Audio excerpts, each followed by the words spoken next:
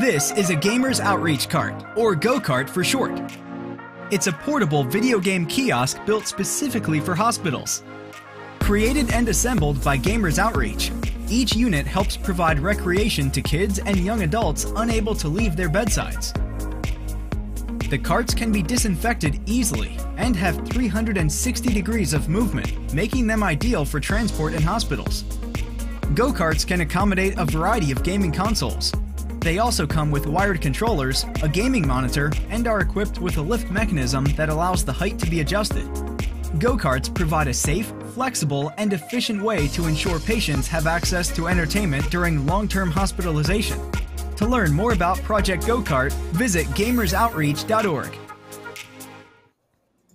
Welcome back from the break, everybody. You're watching Red Sky City Kill Process. So far, our heroes have been exploring an abandoned facility in a state of disrepair. There are bodies everywhere. They don't know how they got here. They may have just met the first living person so far, and they don't seem to be in much of a talking mood. Let's go right back to the action. The four of you are entering this room. Peyote James is trying to talk to the individual in the cell. You see these four busted open cryo tanks.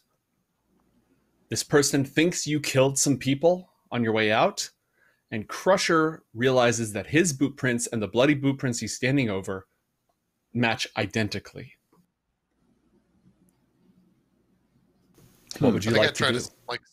I think whoever can near me can see it. I'm trying to like smear the boots on the ground. Like the stamps. What, so I'm kind of. What are you doing there, Crusher? What? Nothing. But I'm not doing it. I think. How's it going in there, Mr. James? Are they talking? I'm not doing anything. You can call me Jimmy, bro.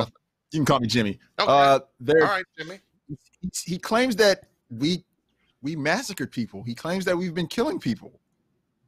I don't know where he got that from. I'm trying to explain. Hey, man, we just woke up. We don't know what's going on.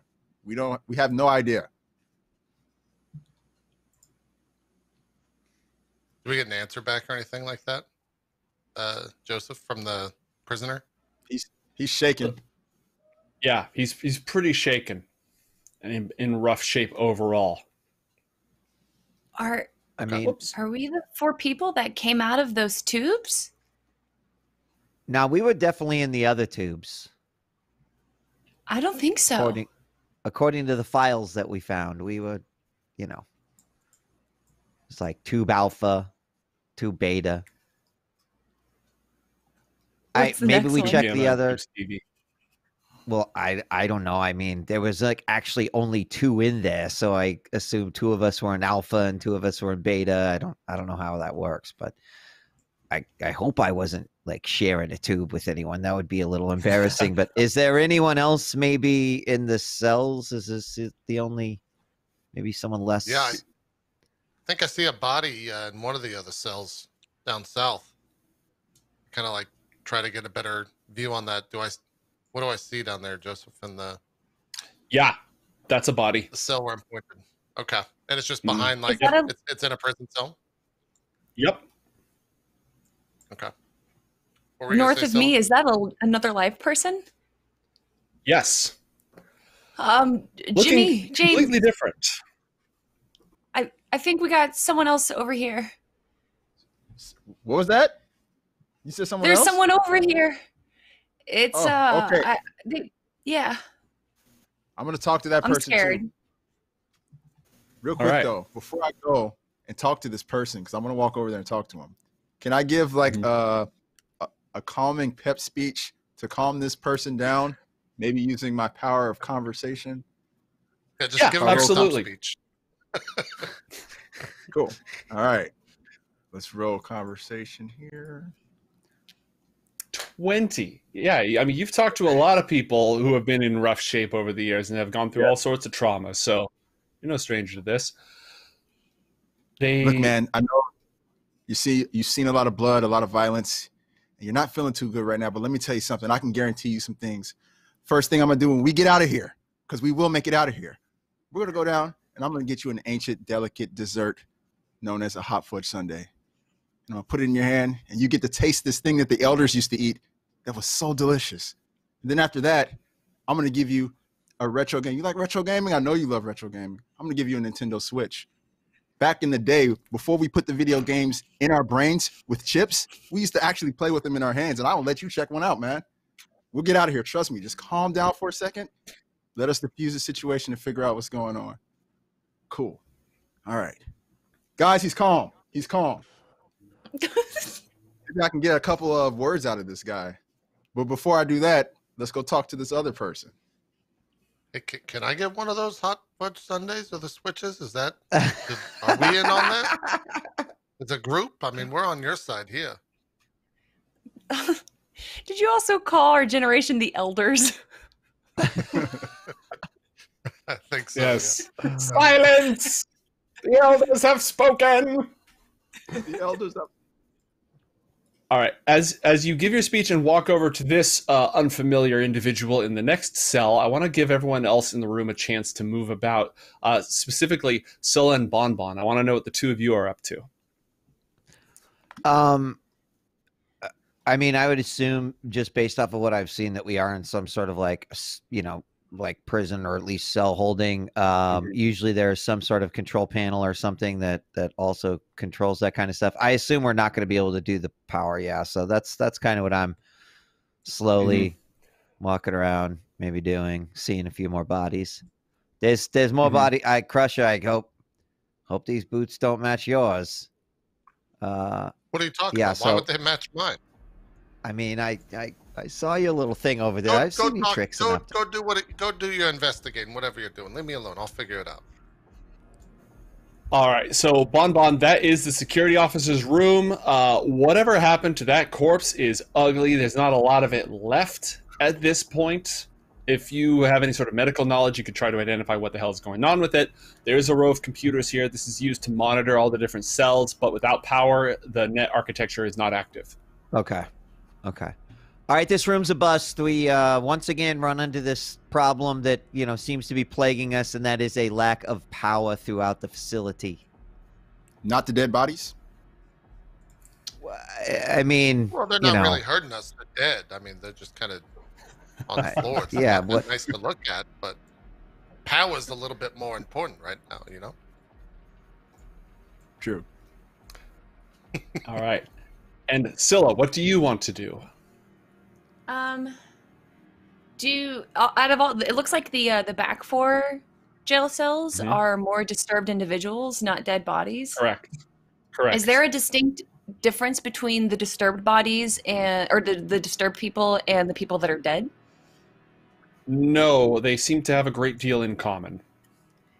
All right. So there was a reason why these people were killed and these people were left alive, presumably, unless it was just by chance. But there's a lot of people here. There's at least 5 or 6 people that are still alive. We have to try and get them out as well. Maybe they can help us get the power back on. Or maybe they'll just kill us all, Yeah. No, that guy, Peyote, see if he knows anything about the power. He's the only one that seems cognizant. All right. Let's give him a talking. Before we proceed with that, just again, I want to thank everybody for your support so far. We're at $1,545, pushing for that 3,500 mark. So if anyone is in chat and able to go ahead and chip in so we can get a go-kart for Gamers Outreach, that would make a huge difference. Help us hit our goal. Keep on being awesome. Thank you so much. All right. Peyote James. The individual in this chamber is dressed similarly to the others, but not acting the same way at all. Wearing these clothes, they seem to fit fairly well. He's got striped hair And you notice on his arms, he's got scars that seem to have been carved in deliberately. They kind of look like circuit board patterns and digital frameworks and such. It appears to be body art of some kind. And when he speaks, it's with a faint British accent that is probably his native, that's his natural way of speaking, but he's covering it with this booster ganger affect. And as you roll up, he says, "You're not the usual sort we get around here. Do I know you?" You might have seen me on TV or maybe in ads or whatever the case. I'm running for city council, so yeah. I have a question or two for you, man, because things are looking kind of crazy around here.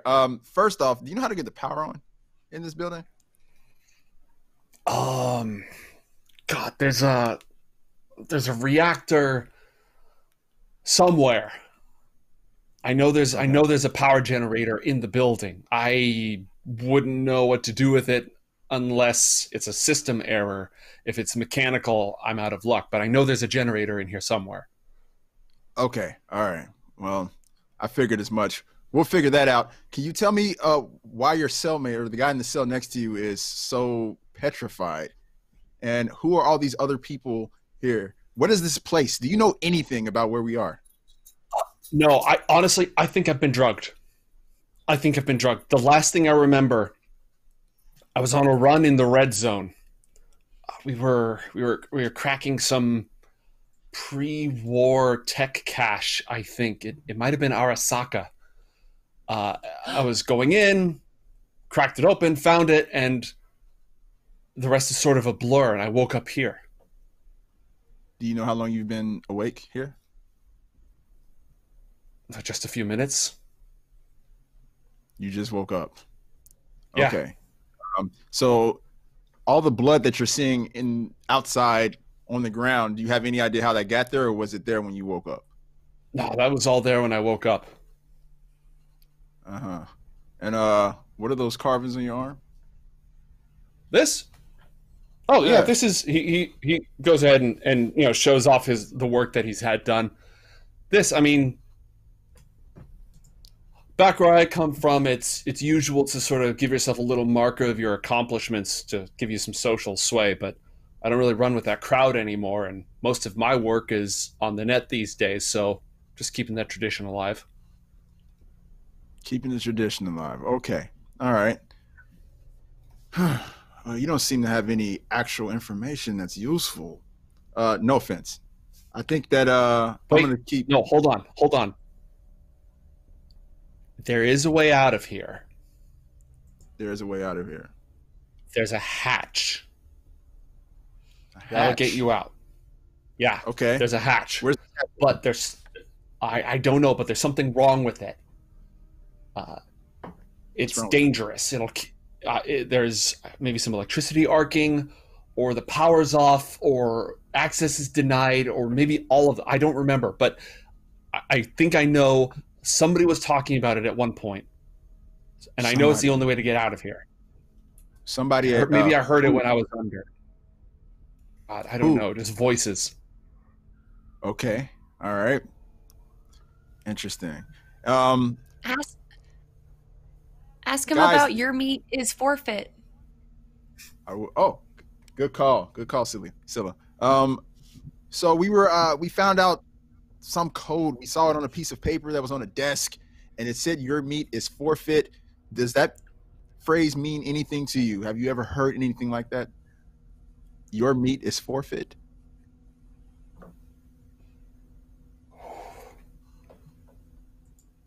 I think there was... I don't like the sound of it.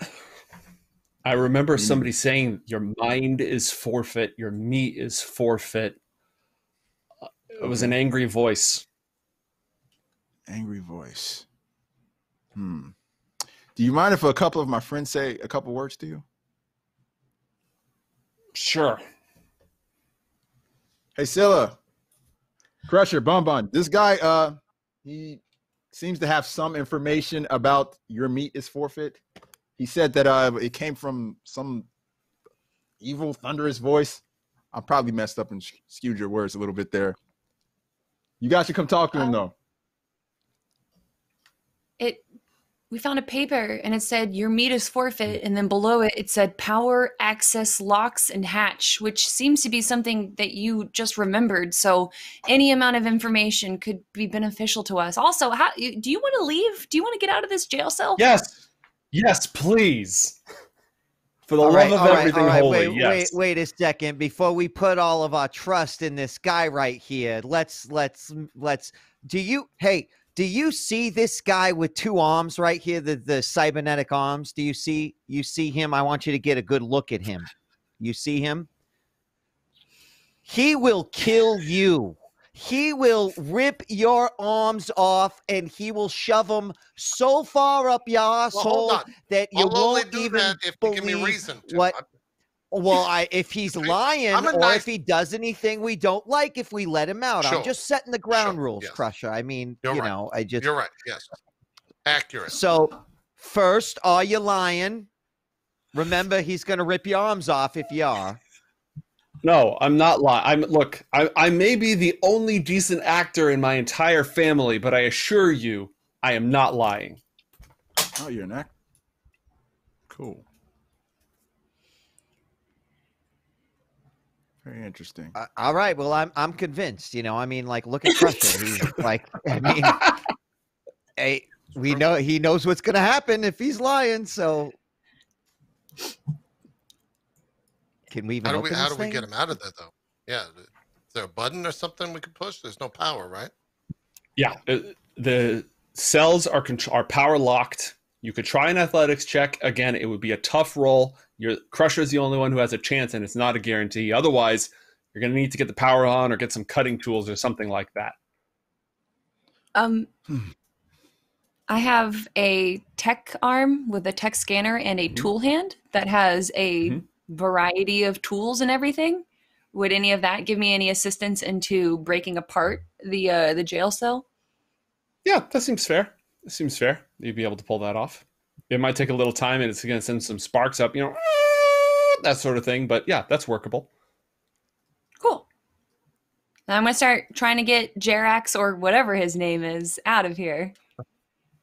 Well, he hasn't given you a name yet. He looks recognizable to me.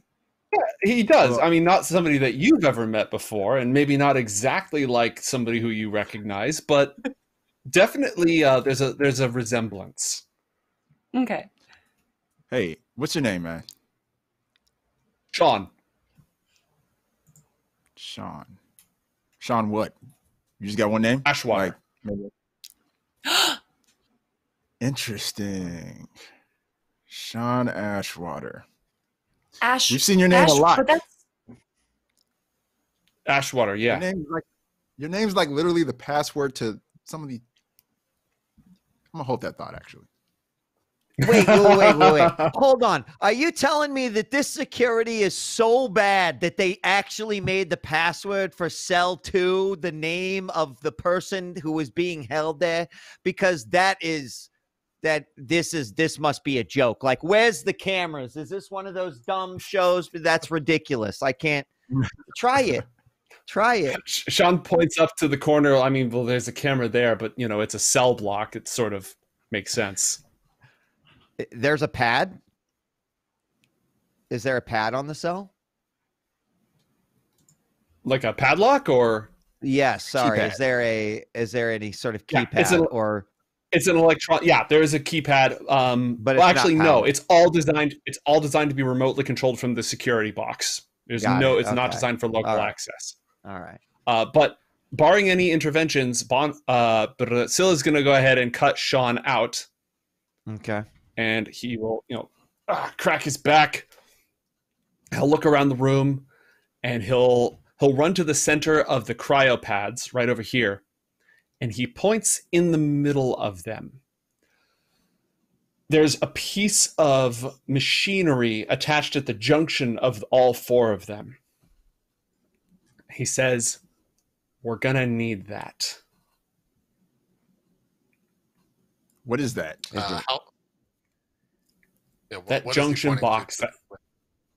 I will go ahead and reveal the hidden object on the map. There. That junction box. We're going to need that to open up the hatch. It's on the ceiling? Is that right? Yep. It's like the 4 cryo tubes have machinery on the ceiling and sort of power, that flows between them, and this locks in between all 4 of them. How high up is it? You can reach it. Oh, just like casually I can reach it, or there would be a struggle? You have to, tiptoes and stretch, but you're a tall, strapping lad.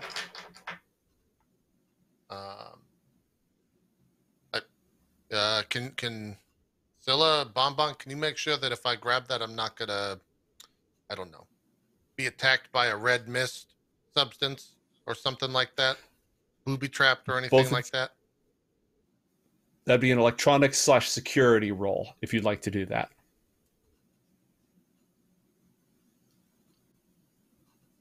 I think you're muted, Kelly.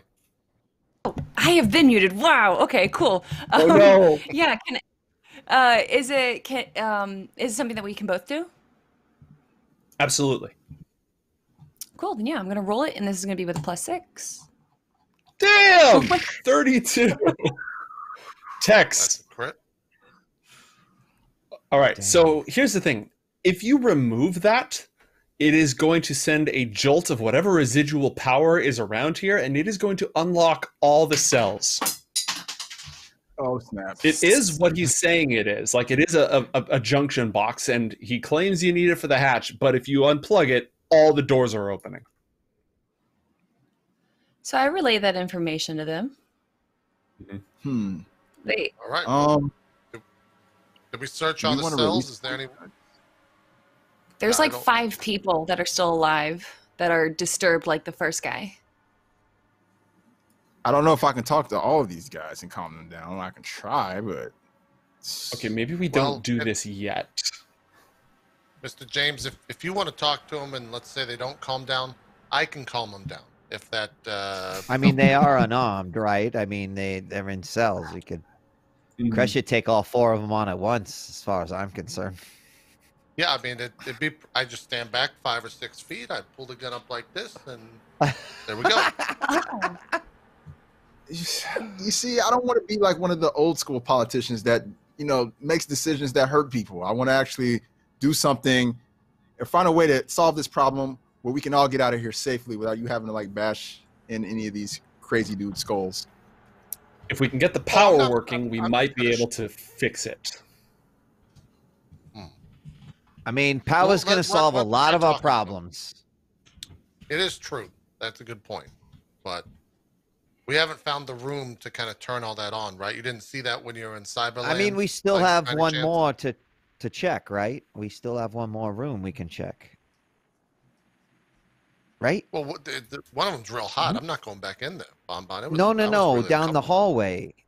Down is... Am I wrong? Oh, you're correct. Yeah. Yeah. Oh, okay, yeah. Well, here, I'll go down there and check the door. I've got this handy-dandy little camera. We'll see what's in there. I'll be right back. I walk out of the room and start heading down the hallway. All right. Yeah, I go very slowly. You see I'm this, not like galloping down the hallway. You see this bloody boot trail, and these are not the same boots. This is a different footprint trail. And it's definitely bleeding a lot more. Staggers towards this wall, leaves a lot of blood behind, proceeds this way. Okay. Have I seen any other boots that would fit my feet throughout these rooms? You have I not. could swap boots? Okay. All right. I'll just keep walking down then until I reach to the door. Okay. My caution, I'm making sure I'm going slow and kind of checking the corners and all of that. I am going to switch maps just so that I can show you what you see through the next room with very, very limited illumination.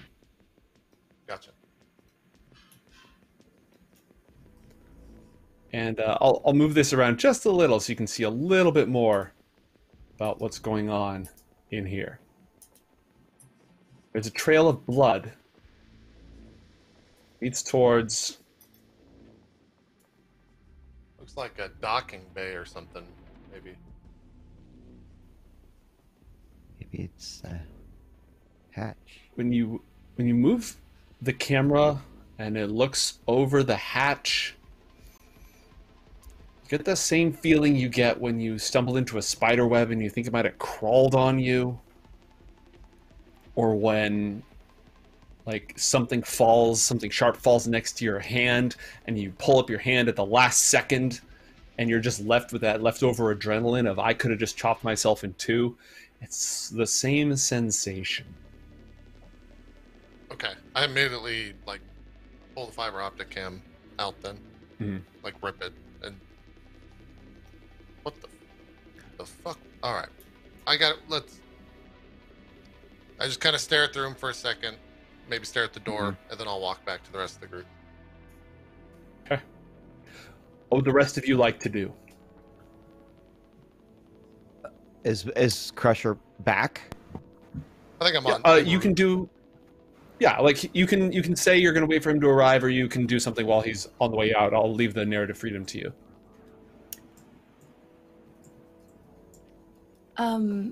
The box in the middle that Ashwater said that we need to use, and obviously if we take it, it activates and opens up all of the doors. Does it look like it's a pressure sensor? Is it something that like there's like lasers? What is it? Can I, with my crit roll, detect what sets it off? Yeah. It's not so much like this isn't a trap. It's more like removing this is going to set off an electrical jolt that is going to reset the system, reboot the whole system. It's designed to... If you wouldn't be able to Indiana Jones it, but you might be able to jury rig something here and try to like find a replacement so that the power continues to be routed or at least doesn't backfire on itself. I'd like to do that.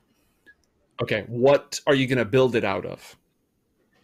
Well, there seems to be a decent amount of electrical components in this room as well as in the previous room that we were in.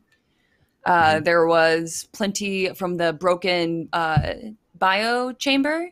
There's and as well as the head scan table. Is there enough like electrical components between those two items that I could potentially jerry rig something to get enough power and electricity? It's entirely possible. You just need to give it somewhere to go where it's not going to bite itself in the ass. I like that. Go ahead. So I can redirect the power into something. Well, there's it's not enough to restore energy, but sorry, go ahead. No, it's totally fine. There's 4 broken biopods right next to us. Is it possible that since it's already short-circuited and broken, I could rewire it to that and just kind of have it die? Yeah. Here's what we'll do. We'll resolve that crafting with a basic tech check, first off, to see how well you jury-rig the device. And we will follow that up with an electronic/security tech to do the actual, bag of sand, golden idol moment. Sweet. So here's the first roll. Okay, is that at +6? With +6, so it's a 27. Ooh, my gosh, Kelly. This is the first time I've had it in my games. I warned you that I was going to min-max, all right? I'm fine with that. And now roll the electronic security check. And this is with +6 as well. So that's 23. Okay. So after it takes you a few minutes of running around, scavenging, at the last second, and probably with some help from Crusher, because again, or like a stepladder or something, you're able to tap in, redirect it back on itself, unplug this, get the positive anode there. There's a brief shower of sparks and a couple of, you smell smoke rising from the cryo tubes, but you don't send a backblast through the whole system. You don't unleash a bunch of cyber psychos to try to kill all of you. This device is pretty heavy. It probably weighs at least 30 pounds, but you now have it. Yeah, my skinny arms are kind of struggling to hold it, and then I give it to Crusher, and I say, don't drop this, please. Yeah, sure. I thought, okay. Well, I went and checked out the power room. Some freaky shit's going on inside of there, but I see it doesn't matter because we got this. So who am I giving this to? I kind of just hold the block. We need it. We need that to escape, apparently, according to Ashwater. But the power room, that's important. Well, Yeah, I don't we said wanna power go- room. It was the supposed power room. I don't think we should go in there. I don't know how to it's like one of those things where you walk into a room and you can sense a camera is on you even if you can't see a camera. You know that feeling? That's kind of what I got when I was poking around in there. But I don't know. We can go in there if you'd like. I don't know. If I had to think critically about this, sounds like it'd be a good time to try to utilize Blubbo. Wouldn't you think? So, Scylla? I like the way you think, Peyote James. Yeah. Maybe we can go back to that room and figure out what's going on there without actually stepping in. If you feel like something's watching you in there. Yeah, it was not a fun feeling. I don't want to walk back in there anytime soon. But Blubbo, yeah, if you can put it through like a smaller hole, then yeah, you can make it work. Yeah, Blubbo can fit through anything that's 2 centimeters or bigger. Great. Well, I didn't have a measuring tape, but we'll see. Blubbo vision it is. Would the group like to proceed to that south door and send the Blubbo? Affirmative. Before we go, am I just going to hold on to this thing? Do we need to? Can you? Try to... It's heavy. Yeah. Okay. Sure. Thank you. Hold on to it. I got it. All right. I'm going to gather everybody, if it's all right with you, down by that southern door. Do I have everyone? Yeah, I have everyone. But we're not sending everyone through. We are just sending Blubbo. Just Blubbo. Just Blubbo and Mr. Ashwater, and that's it. They're the only He's like, whoa, I'm not going in.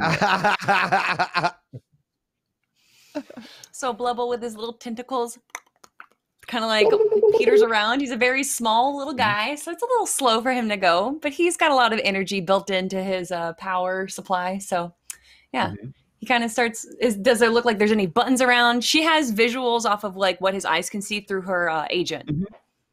Perfect. Via the Blubbo app, now available on all mobile devices. All right, so this right here, this appears to be that junction box that you picked up would fit onto this perfectly. It doesn't have any power at the moment, though. Did you pass another one of those too? Well, this is also...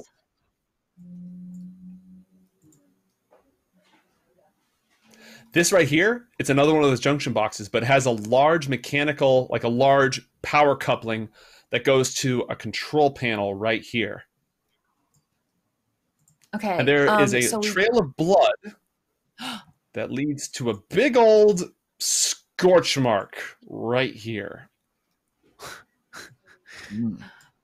So that box we got, and everyone, I can like show my phone or my agent to like everyone else. Like, it looks like we can put that box that we got right here. But I don't, how are we, Blubbo can't carry that thing in there. How are we going to do that?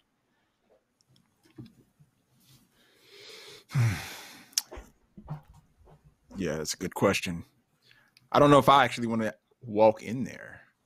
I would say don't do it, sir. If I was part of your private security, I would say, sir, don't go in there. That's how it would come out. They always hold me back from greatness. But anyways.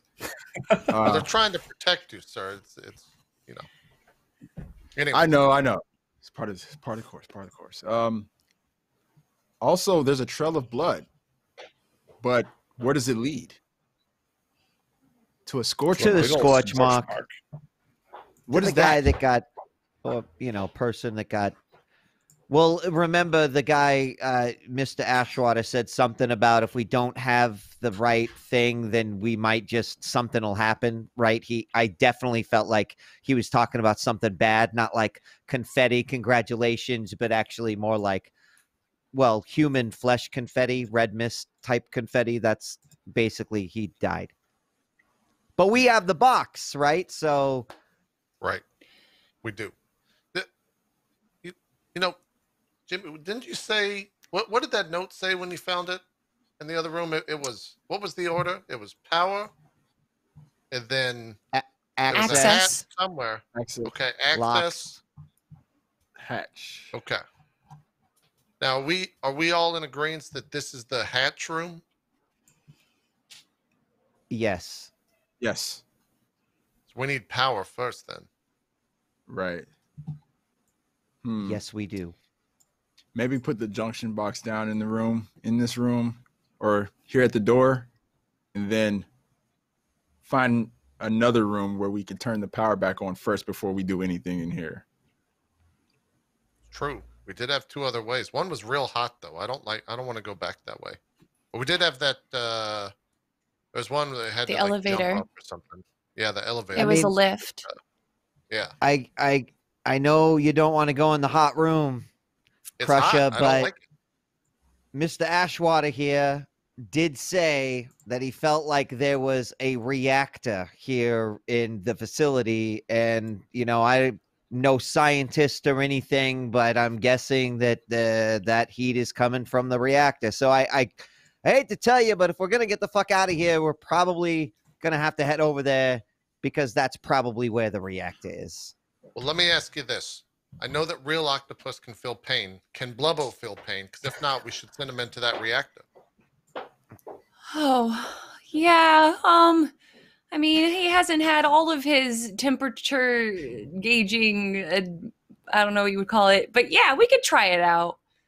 It's better for Blubbo to go than one of us. I got a soft spot for animals, real or otherwise. So if it's going to hurt the little guy, we shouldn't send him in there. I don't know. It's really hot, and this biotech gel that uses it can withstand some kind of heat, but his it's not what was that? Is it thermosensitive?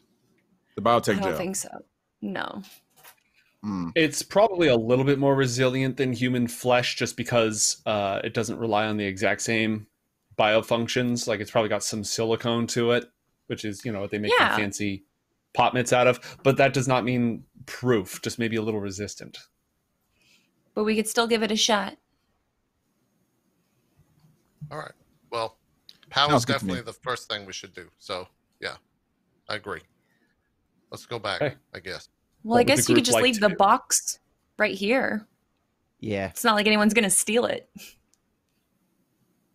I mean, if they do, they'll leave bloody footprints and we'll just follow them and get it back. So I set the box down at the door. All right. And do you want to backtrack through the medical bay to the hot door?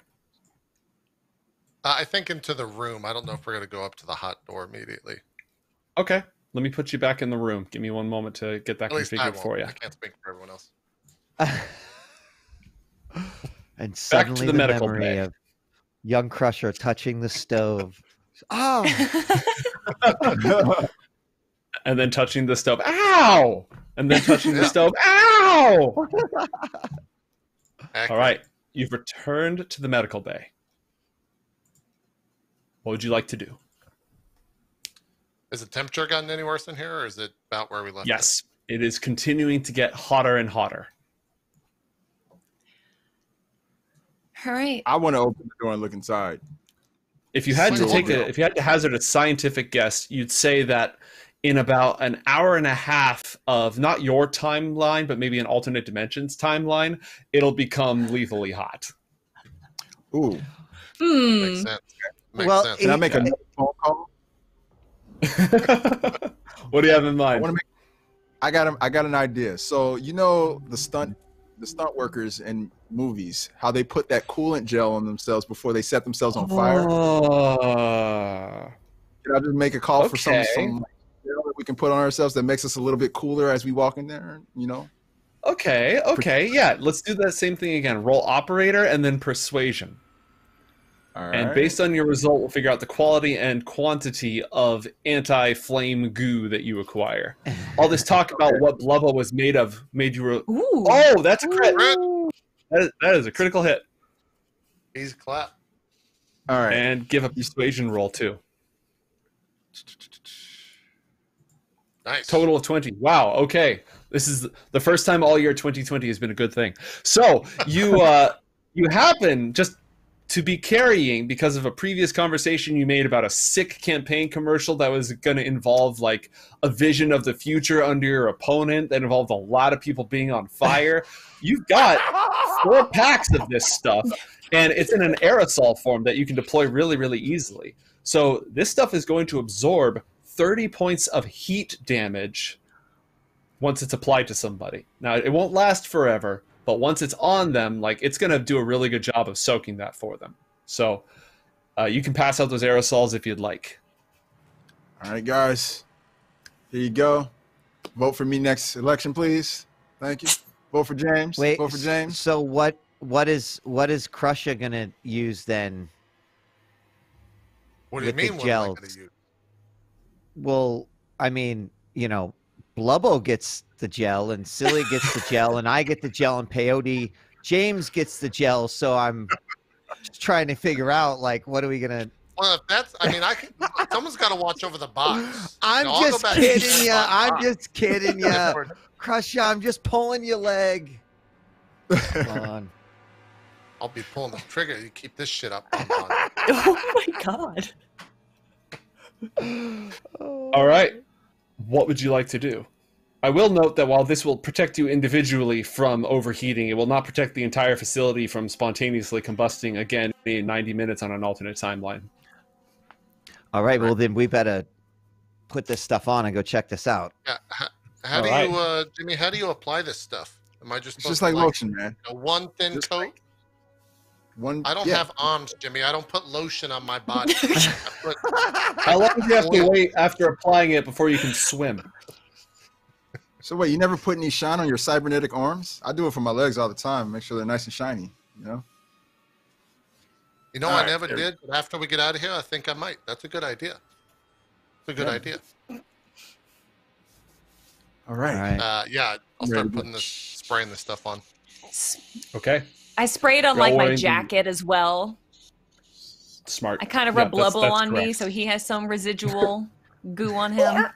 Can someone help me with my shoulders? I don't think I got it all the way around the back, right here. Bonbon. Okay. You just have a really sweaty back.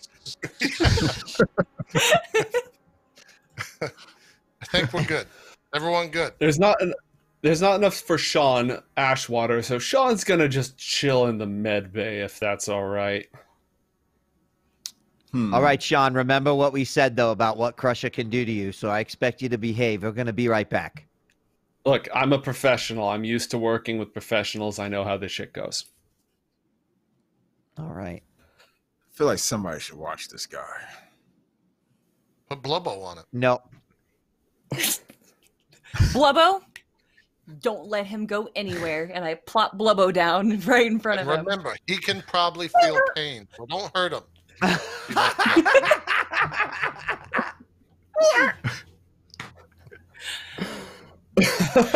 All right, Blubbo MVP. So you pass through the scary door into total darkness. It's not actually total darkness. It's just a really big map. So bear with me a moment here. I was gonna say like. Oh, actually, yeah, it still is total darkness because I need to put you guys on the right layer. And yep, onions have layers. Edge runners have layers. Here you go. Nice. Oh, whoa. Yes. Ooh. I think that's this is a vast chamber, and the center of it is glowing, which is rarely a good sign. There are 2 floors to this chamber. You have entered on the bottom floor.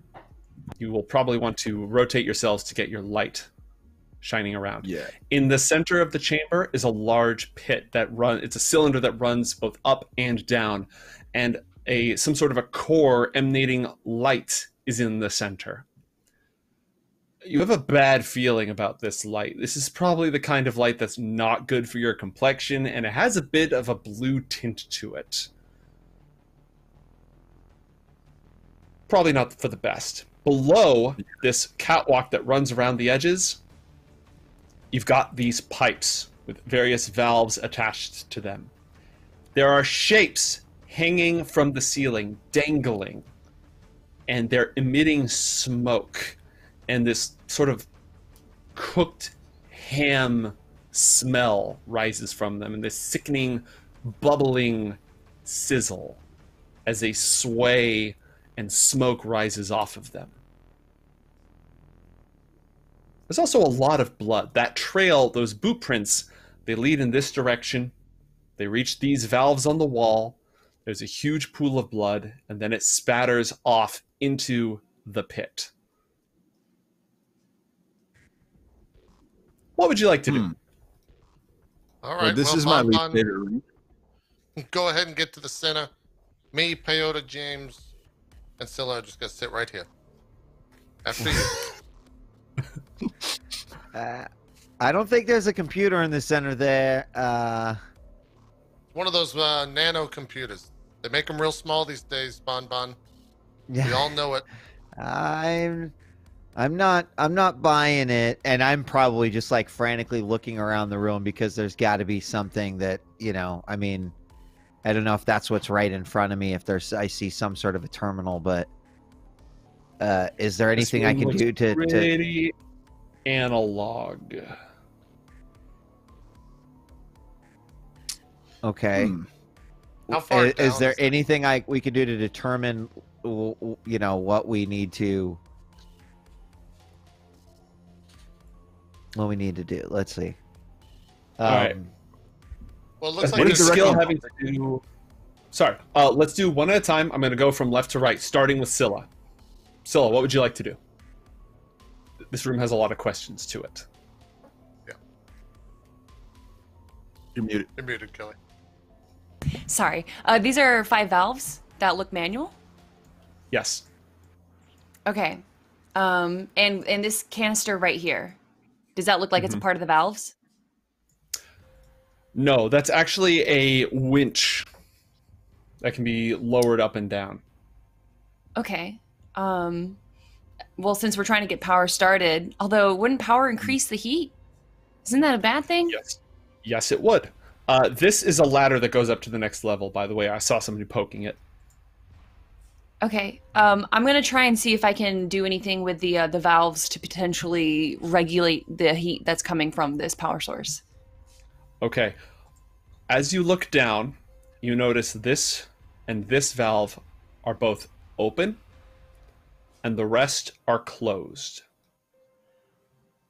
Okay. I don't know if open or closed is good or bad, so I'm going to wait for the rest of my team. Okay. Crusher, what would you like to do? I guess I'll go poke my head up over here. You said there was like a ladder that was leading up on the edge here. Yeah, I'll walk over there and just kind of see what I can see if I go up a level. This is what you would see. It's pretty dark. It's just kind of like a catwalk type deal. Mm-hmm. Okay. There are additional valves on this level, on some of the walls. You can just make out the edge of one right here.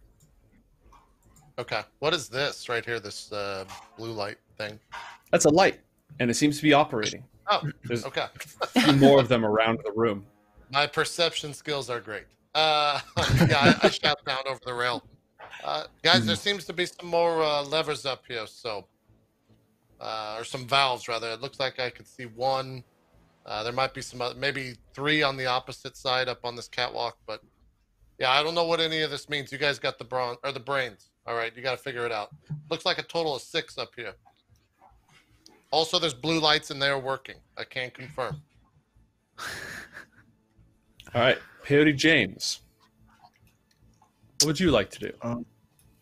Okay, I kind of want to not stand in the center of that light, but I want to get a little closer because I'm really like curious to see what exactly happened there. So I want to follow these little blood trails, these footsteps. Follow them, going up this way.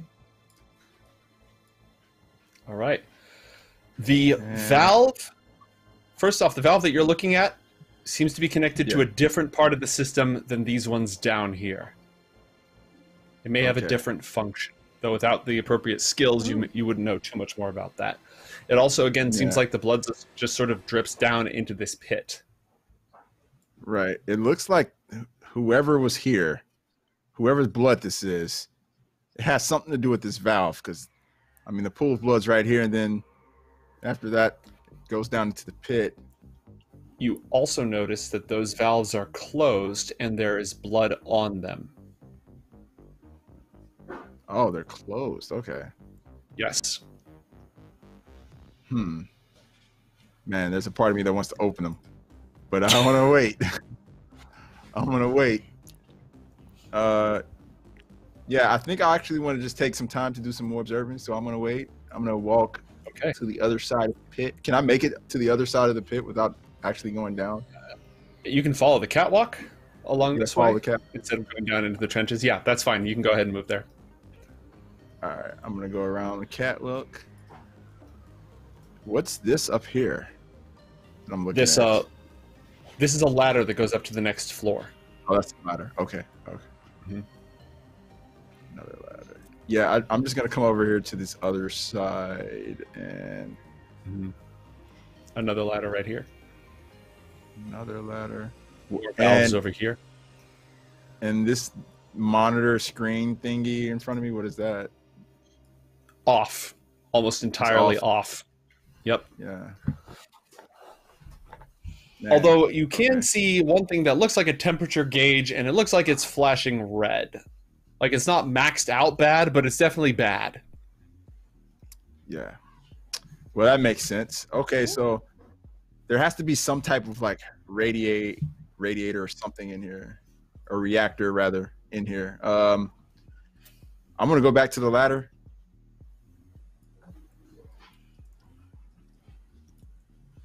Yeah. So I'm just gonna go around and explore and just looking at what else is there. Yeah.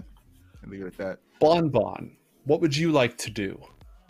So Bonbon starts having these like really intense lucid flashbacks of this old Netrunner game that they used to play that was sort of like, you know, switch around the pipes to make sure that the water went through. And it wasn't exactly like this, but it's starting to like turn some gears and whatnot. And I see that. I assume that also the temperature gauge that's on the thing in front of me, right? Is that something I can safely assume? Okay.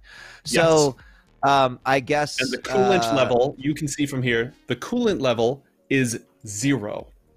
Okay. So, you know, I mean, I guess I would want to confirm what I think is right in my head is like, I think these pipes are not doing what they need to do to the reactor and it's freaking out. And it's probably why it's getting hot and Crusher hates it. Is there any, is there any, can I look at the pipes and see that there's, you know, like directional arrows that, I mean, a lot of times this type of stuff is like identified, right? It's not just, yeah. I would allow a basic tech check to get a general understanding of how the thing runs. If that doesn't work, we'll see if we can give you a perception check to figure out what else. Okay. All right. I'm down to do a basic tech check. Let's go. Okay. So these ones down here are going to increase the level of exposure in the reactor, which will generate more power. Hang on. More power, but more heat. These on the wall appear to be connected to the coolant system. Oh. All right. Increasing the amount of coolant. I think I just yelled at everyone like, don't touch any of the valves that are below, are on the lowest level. We need to open up, make sure all the valves are open on the, you know, that aren't down there. I think those are the coolant valves. I'm pretty sure I played this game before. I mean, like, I kind of done this before, but I'm pretty sure that the coolant isn't going to the reactor. It should be our top priority, probably real bad. And I am not qualified at all to be doing this, and neither are all of it, but we got to stop this. Otherwise, we dead. Speaking of dead, we're going to do 2 things here. First off, thank you everyone for your continued support. We are almost halfway to our goal. We're up to $1,695. So again, getting close to halfway to buying our own go-kart for a children's hospital, which is huge. Second, I'm going to need everyone in the room to roll a perception check. Ooh. Yeah. 1745 now, by the way. Oh my God, Kelly, knock it off. Knock it off. Is there a way to cheat and roll 20 without realizing you're doing it? No. No. Wow, you all did fantastically. I'm going to roll mine behind the screen. I'm not going to say anything. I'm just going to say I did not roll fantastically. From underneath the system, shapes come crawling out from inside of the pit. Their flesh is peeling off their faces. Their implants, the flesh around their implants is swelling and bleeding. Their faces are deformed. They begin to crawl out of the upper level as well, staring down at you. And somewhere, as you see these humanoid silhouettes emerge, you hear very, very heavy steps above you. Somewhere up inside the cylinder of the reactor. Scylla, what would you like to do? So the steps aren't close to me, right? You're right next to a ladder. Okay. I also can't rotate my character for some reason, but that's not a big deal right now. Yeah, I can't rotate myself, but that's fine. I'm going to this little winch right here that seems, or that I'm going to assume is part of the hanging bodies. Does it look like it's attached to any of the bodies that are spawning right now? Do they have any chains attached to them? Okay. The ones that you see crawling out of the darkness? No. Bonbon, you said that it's the coolant. That's those over to the left side. Yeah, any of the red valves on that aren't down below connected to those black pipes, those are the ones that we need to run the coolant. All right. Well, I'm gonna run over there for right now and kind of tap both of them to see if they're hot, and it's gonna scald my hands if I rotate them. Nope. Which one, Especially Bonbon? There's gel. two. I think all of them need to be open. I turn both of them. Dead bodies scare me, so I'm in a bit of a frantic state. It is a lot of effort to turn these. You're only going to be able to turn one right now. I'm going to turn the one that's not next to the blood, the bottom one. All right. I have a tech arm, by the way, so I don't know if that helps. Or a cyber arm. Roll an athletics check. Roll an athletics check, and if you get well enough, I'll let you take 2. 10. 10. No, just 1 for now. Cool. All right. The coolant meter increases a little bit. It's still 1/10 of the temperature meter at the moment. Crusher, what would you like to do? So I'm up top. I see, how many vents did I see? Saw 3 on the left. I like to jet up here. Oh, there's 3 on the, oh, I got pinged up. 3 on the right as well. There you go. Mm-hmm. Yeah. So heating, or 2 on the right, I should say. Following in Scylla's footsteps, I'm going to start turning those as well. However fast I can. With your 2 cyber arms, you definitely can get 2 out once. Your whole character is kind of built around strength. So you open both of those coolant valves, and the coolant level rises sharply. And then if I turn around, these silhouettes, are they moving towards the group? Can I Yes. see them from up in the rafters, or am I too far away? No, you can see them from up in the rafters. In fact, standing on a ledge above the reactor is a really big one. Just an absolutely enormous one. This figure, it's wearing combat armored jackets. It's carrying a big gun. Its flesh is bubbling with pustules and blistering. Okay. And it's carrying a huge spiked bat. Oh. Can I tell if he has cybernetic arms? Yes, Try to those arms perceive definitely cybernet- look. Yeah, Okay. the arms are cybernetic, but like again, the flesh where they impact the torso is swollen and bleeding on the contacts. Okay. And he's walking towards us, or me. He's just or standing up there group? looking at you at the moment. Might not be able to take the shot, but I definitely like start to pull my assault rifle and like aim it towards him. I don't know if you'll let me get Okay. in a shot this round. I'm going to pass the other two players, and then we're going to do that. Okay, that's what I figured. Peyote James, what would you like to do? And where did we leave you? You were up here. Yeah, there you are. Yeah, so I'm right across from some more valves. Mm-hmm. So I'd like to make my way over. There's something skulking under the platform. See how you've got this catwalk and it sort of goes over this area? There's something down there. Yeah.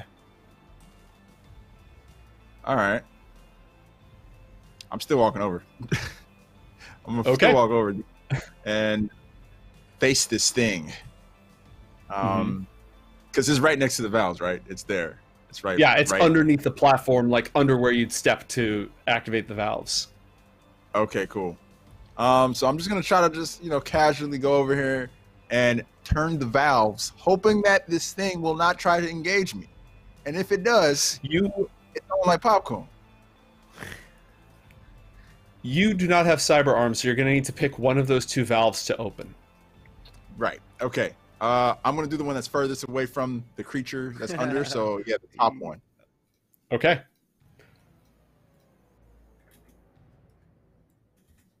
So, yeah, I turn the top valve. All right. One down. Now I got to get this other one. Hopefully this thing doesn't bother me. So, Bonbon, as the valves are opening, the coolant level is almost equal to the temperature level, which is good, but the reactor does not have enough fuel to actually generate power yet. Also, there's things. What would you like to do? And also there's what? There's things? Things. There's things. There's things crawling out from underneath the reactor chamber. Well, I mean, I think we're gonna have to increase the power while we continue to increase the coolant. So you mentioned that the valves down below, right? Were which ones? 3 of them were closed. This one is open, and this one is open. These 3 are closed. Okay, so now is this something I can actually access from where I'm at? You're gonna have to clamber down, but you can definitely access it. Okay, I'm gonna probably just kind of yell to Scylla, like, the coolant and the temp are the coolant and the temp are even, but I think we have to give this thing more power. I'm gonna go down here and I'm gonna open this one and just open one and we'll see what happens. Just watch out. I know that I saw something over there. So all right. Open the one and we'll see what happens. I've added a visual indicator to the center of the map that is going to give you an idea of how you're doing. Okay. Red being power, blue being coolant. Okay. That all being said and done, roll Crusher. And you know what? Everybody roll for initiative. Crusher raises his assault rifle, The creature underneath where Peyote James is staying scrambles up, and cybernetic claws pop out of its hands, again bleeding as the flesh swells from the radiation around it. Blood oozes from its claw-like hands as the others scream and lunge to the attack.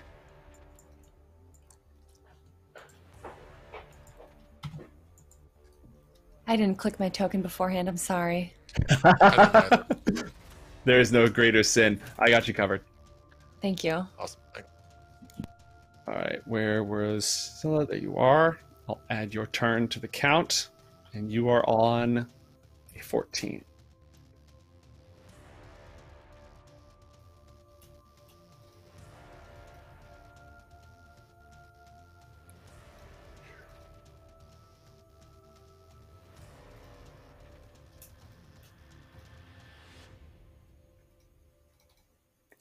Okay. Gunshots echo across the chamber as people leap into combat.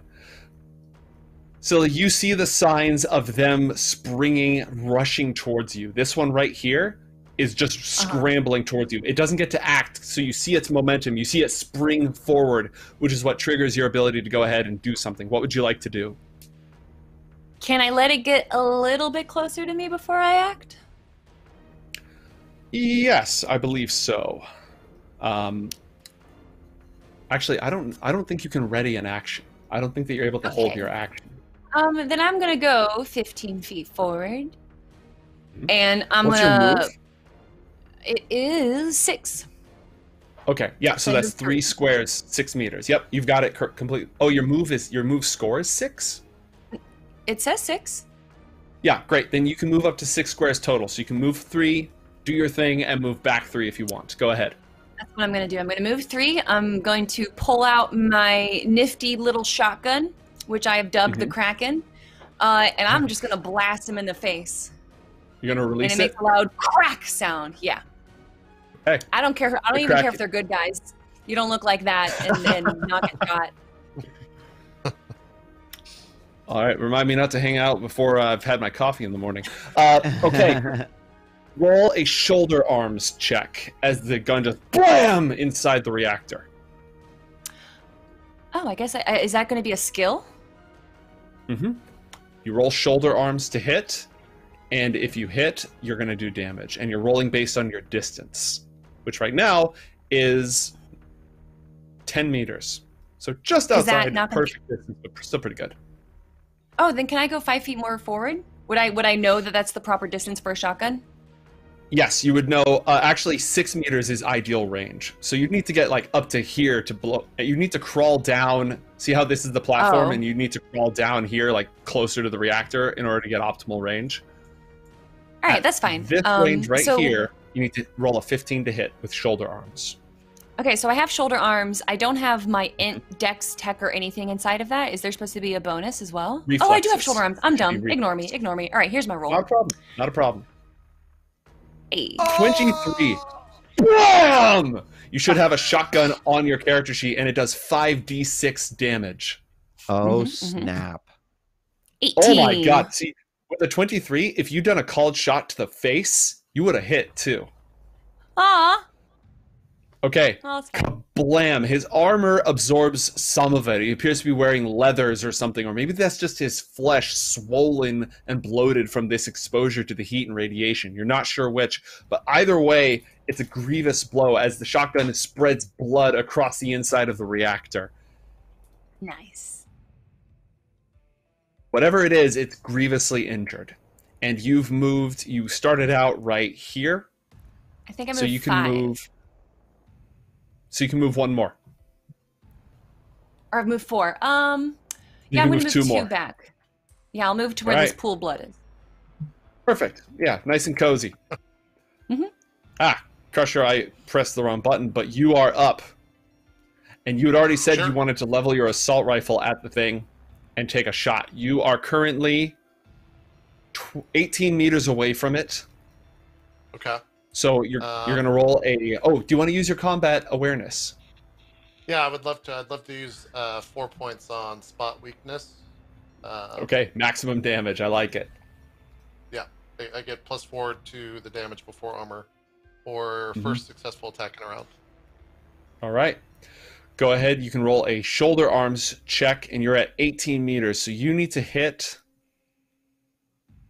a 15 or high. You need to hit a 15 or higher. Okay. Shoulder arms. 17. Boom. 17. Nice. Yeah, nope, that's good. You unleash, just go, go, go, go, go, go. Click the 5d6 button for shoulder arms, and we're going to add 4 on top of this. Sure. 26 points of damage. This thing is wearing heavy armor jack. So that's going to cut your damage down by 13 points, but you do ablate its armor after that. So it only takes 13 points. Great. Wow, nice, JP. You can move a number of squares equal to your move speed as well if you want. Sure. I'm going to move down 4 basically and start trying to work towards the levers. So I think like right there. Okay. Now the fuel line levers down here, these are a good like 6 meters down because these are on the floor below. Right. I'm trying to go to the levers over here up top. Yeah. Gotcha. That makes sense. All right. That's it for you. The thing's crawling around. We're going to start. You know what? We'll start up here since we're already up here. Okay. How many do I have? I've got 2. Okay. So as the gunshots emanate, they scream. You're not sure. Is it rage? Is it agony? The sound is full of phlegm as bits and pieces of spit and blood come up with their yelling, pieces of their throat withering away from their exposure to this radiation as they come running towards you, crawling out of the vents themselves. This one can only move this far, and it pulls out a pistol and opens fire on Crusher. 18 meters with a pistol, not optimal range. It's still going to take the shot.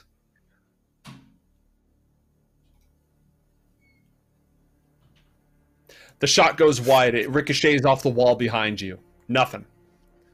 There's another one. It also crawls. It's going to crawl across the radiation chamber, and it's going to spend its second action to. It's going to spend its whole turn just to rush towards you as fast as it can. It gets this far to directly above you before coming to a halt, just starting to clamber up with its claws protruding onto the catwalk. On the floor below, Peyote James, this thing is causing trouble, so I think you said that it's on like popcorn. It is. Orville Red now, baby. Let's go. In order to use your flying kick, you need to move at least 4 meters. So you don't quite have enough space to do that, though I think you could probably move back and then do a running kick. You could use any weapons you have, or you could use, I think it's called your Nerve Strike, is your other special ability. Oh yeah, I do. I got a couple special abilities there. Yeah, that flying kick looks nice. Yeah. I definitely want to do something with my cyber leg. So yeah, I wanna do that. I want to take a couple steps back, then lunge at it, because it's climbed up, right? So yeah, I want to lunge at it with a flying kick. All right, here's the great thing about martial arts. They have a rate of fire of 2. Meaning you get to do this twice. Sick. All right. Oh, not when you do the flying kick. When you do the flying kick, you basically, instead of just like punching them twice or kicking them twice, you're spending everything in order to yeet this guy across the chamber. So you back up, run across, fly into the air. The cybernetic legs snap out with mechanical speed. Roll a martial arts check against my evasion check. You need to get higher than...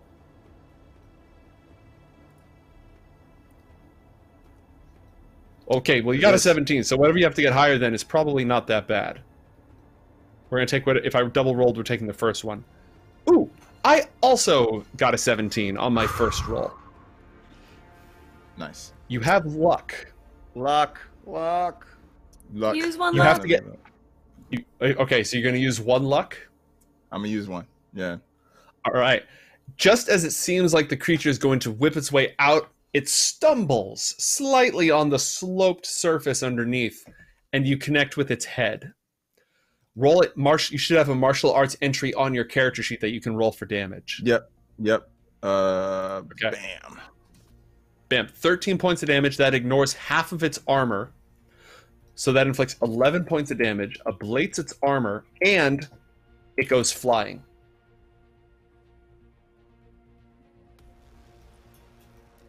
Can I do something else while it's in the air? Depending on how cool it is. Yeah, nah. I look at my kick. My flying kick is essentially a launcher to get it off the ground so I can style on it like Devil May Cry. And I want to take out my heavy pistol and take a shot at it as it's still in the air. All right. The rules don't say you can do that, but that's cool, so I'm going to let you do it once. Should I roll a handgun check? Yeah, so you kick it, it falls over. It doesn't go flying into the pit, but it falls prone. You're on the catwalk above it. Roll a handgun check. Now, before you roll this, I want to run through your options real fast. Because you're at point-blank range, you need to get higher than a 13. If your stats are good enough, you could aim for the head. Okay. Which is much higher risk. Let's see what... Yeah, you get a plus 10. So you need to get a 21, but you get -4. You need to roll 7 or higher. You'd only have a 40% chance of shooting it in the head, but you have a very high chance of hitting it in the body. Yeah, I'm going to play it safe. I'm going to play it safe. I'm not Scylla. I'm not going to roll all these 20s and 25. So I'm going to play it safe here and just go for the body. Yeah. Okay. I'm going to do that. Roll a handgun check.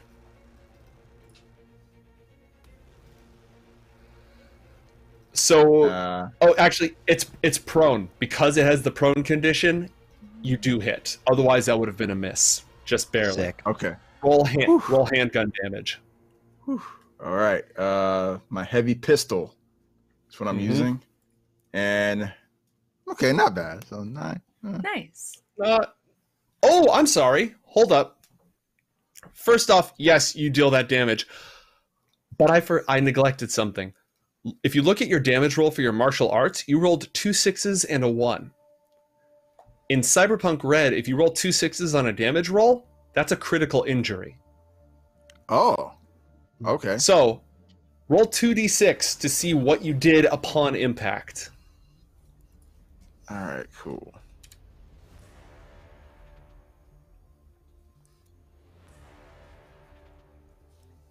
Oops. Other way around, the slash, then the R.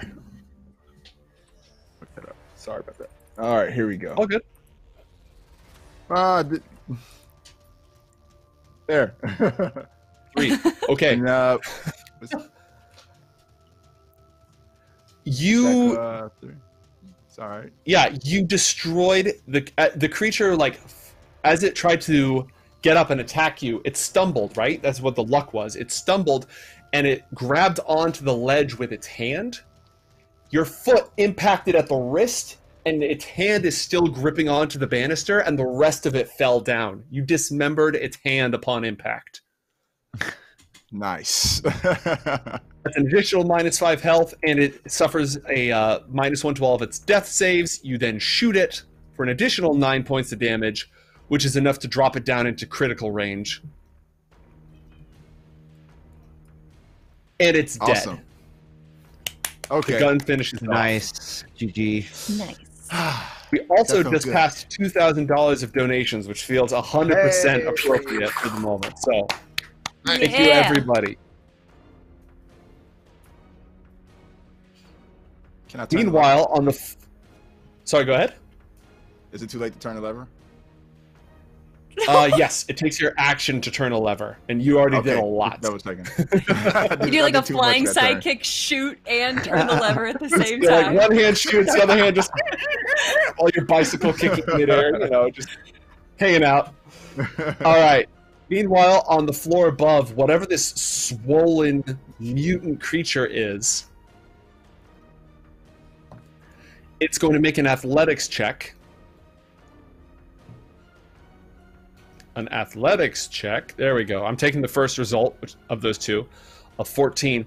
It's going to leap down and charge its way across the balcony. Again, heading to cut off Crusher. It hasn't raised its gun yet, but it's on the move. Bon, it's your turn. You have a good idea of the current levels of coolant and power, and there's not enough power yet. Right. So the enemy that's sort of north of Kelly right now is still alive, almost dead. I kind of think I should do the coolant, Kelly. So I'm gonna run, assuming I can. 1, 2, 3, 4, 5. Sure, yeah, I can. And I'm gonna hit the coolant on the other one right now. All right. You turn the wheel support. again. It's slow. It creaks a lot, but the coolant levels rise. Much closer, keeping in balance with the power levels. Okay. Scylla, it's your turn. The thing is still rushing towards you. What do you do? So the thing is the one that I already shot, not the one that's going towards Crusher, correct? Correct. And would I be able to use my Tintaball as a bonus action, or is that going to be a full action? It's going to take your action. In Cyberpunk Red, you basically just get 1 action per round. Some actions have a rate of fire of 2, or if it's a net action, you get more than 1, but otherwise you move and you get 1 action. The big beefy boy that's chasing down Crusher, do you think that's within throwing range? That is actually directly above you. Right. So could I toss the little ball up? Yeah. You could lean out and sort of chuck it upwards. I want to try that. I want to kind of step out so that I have a better view and chuck it up. Hold on to the button for 2 to 3 seconds, as long as I think that the ball's going to go into the air and then land down. Hopefully land it at his feet. And then once the button's been held for 3 seconds, it takes a 3-second timer, and then 2 tentacles shoot out and kind of whirl around really dramatically without really any reason. Because it's cool. If it grabs him, it should grapple him, hopefully. Okay. It's going to go ahead and wrap around. He is going to roll an athletics check to try to avoid being grappled here.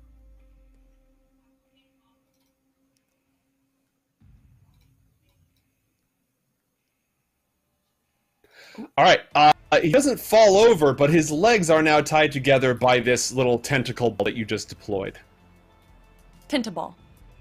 Tentaball. Trademarked. Patent pending. Excellent. All right, nice. It's got a... Yeah, no, that was a good choice. Crusher. The thing is now tangled up in the tentaball. What do you want to do? Does that give me any sort of advantage in attacking it, or is it just stationary? Well, I'll say +2 for the time being. Okay, +2 to hit or +2 damage, or both? +2 for your hit. Okay, yeah, I'll make an attack then on it. Okay. With the assault rifle. You can always aim for the head at a -8 penalty. In order to hit it at 18 meters, you need to meet or beat a 15. So if you think you can hit a 23, you can aim for the head. Let me see. I can move. Can I move diagonally in this? Yes, you can. The optimal range for an assault rifle, by the way, is 26 to 50 meters. Okay. How far am I now? 14 meters. So that is a 15 to hit. If I do a headshot or called head? 23 still. Fuck. Okay. The closer, so with an assault rifle. All right, go ahead and roll it. You need to beat a 13. You need to beat a 13 because of the penalty. Right. Okay. Well, here's the good news. Your weapon is not poor quality. Okay. Your weapon is not poor quality, which means it does not jam. Great. However, the shot does go wide and it punctures the coolant vent on the other side, causing it to leak, rendering that valve inoperable. No. Fantastic. No. Okay. I'm going to go ahead and give a turn to this guy right here. Sure. Who's going to scramble towards you, and with that pistol at nearly point blank range, just try to fire straight into your body. Yep.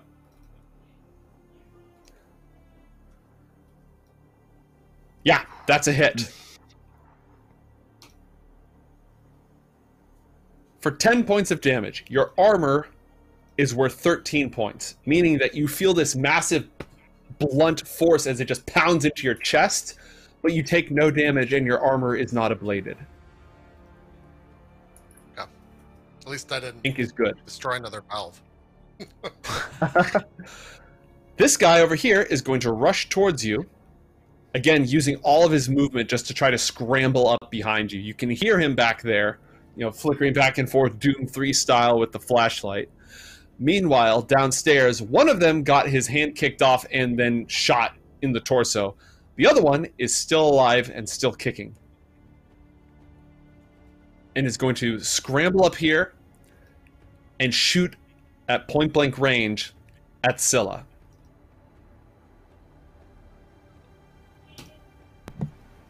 I'm ready. Yeah, well, so is he. The gun goes off, and the bullet smacks directly into you. You have no cover for 17 points of damage. Your armor absorbs 11 of that. Yeah. Meaning you take 6 points of damage, and your body armor goes down by 1 point. Oh, to cool. a 10. Yes. So, again, this sort of shows how the combat works in this. If you have really good armor, small arms aren't that much of a threat to you. If you have decent armor, it's going to get whittled down bit by bit. So if a assault rifle can do 30 points of damage at once, and most of you have like 40 health and 10 armor, you start to see how this works. Cover is super important, armor is super important, and headshots are always a problem as well because they do double damage, but they're super hard to pull off. All right. Mr. James, you've opened one valve and absolutely disposed of one of the mutants in the reactor. What else would you like to do? Well, I remember Bon saying we didn't need to turn anymore. Not necessarily that we didn't need to turn any more of the valves, but we need to focus on the fuel, right? But then we had a little incident where one of the valves was shot, so we lost some of the coolant. So I figure now it makes sense to turn this other valve, which I will do. Okay. All right, you go ahead and turn the valve. You can also move a number of squares equal to your movement speed. This valve, when you open it, it rumbles, like the pipe shakes with how much coolant is going through it.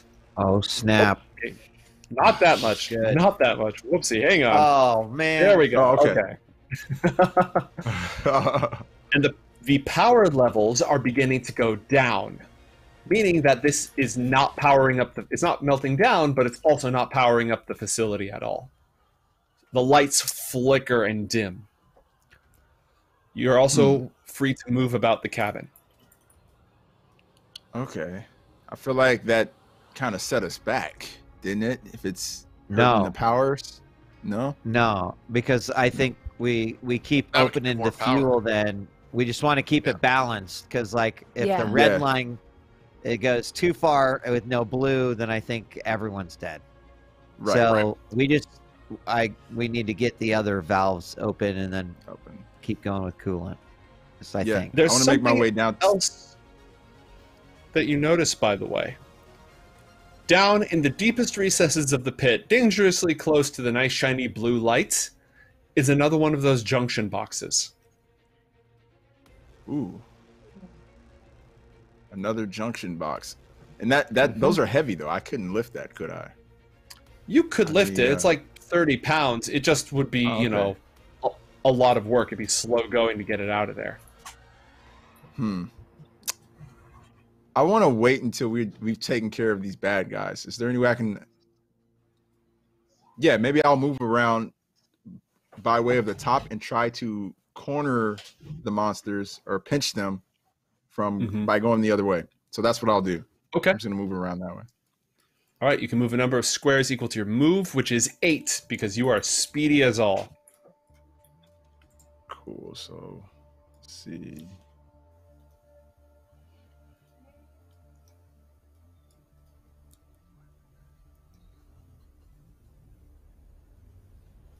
you also, because you have cybernetic legs, yeah, you can jump over the gap, no problem.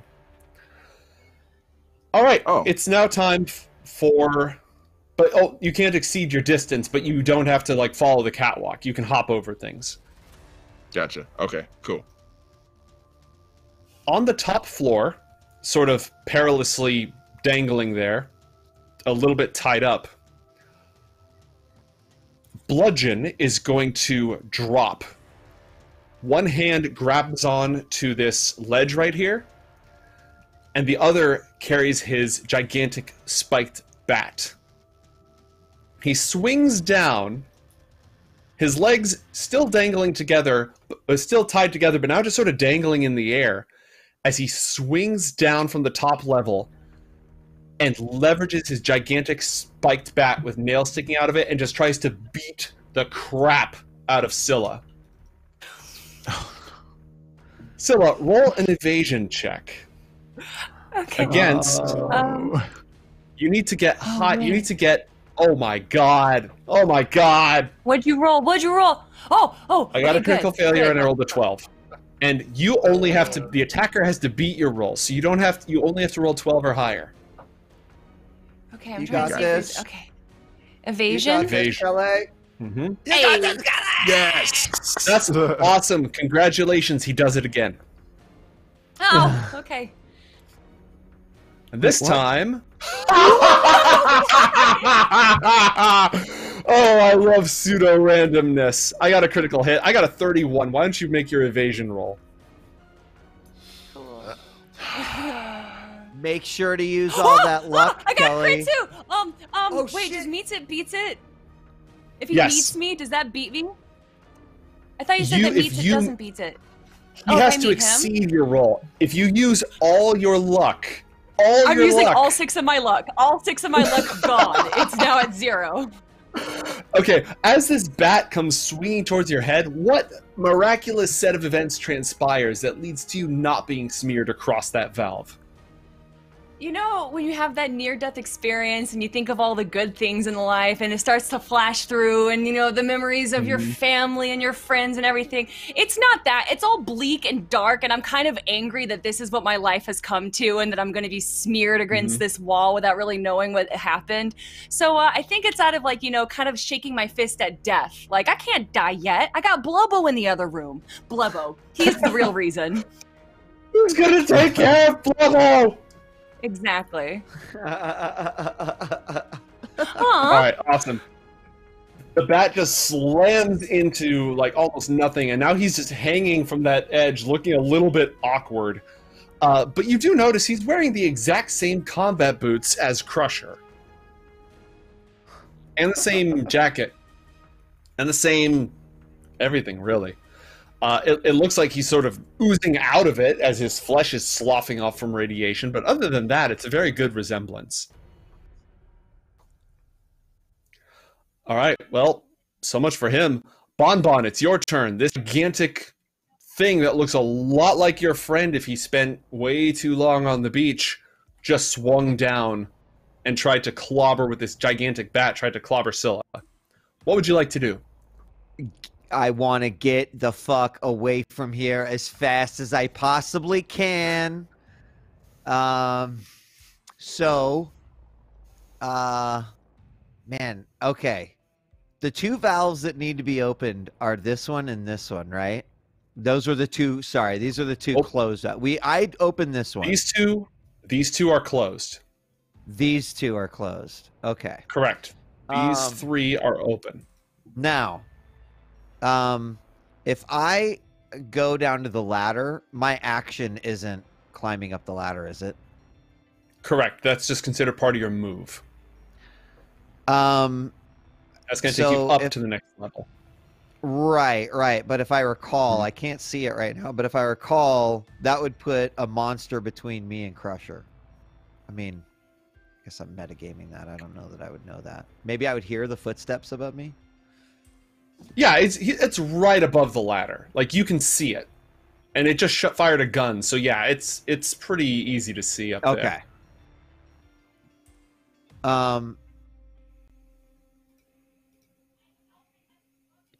I think I should probably. I'm definitely going up that ladder. I'm sorry, guys. I'm scared of this Crusher look-alike, and I don't have good luck in combat. So I am gonna run away with my thought of I'll get to the other side, and I can come back down to do the valves. But I'm gonna go up here.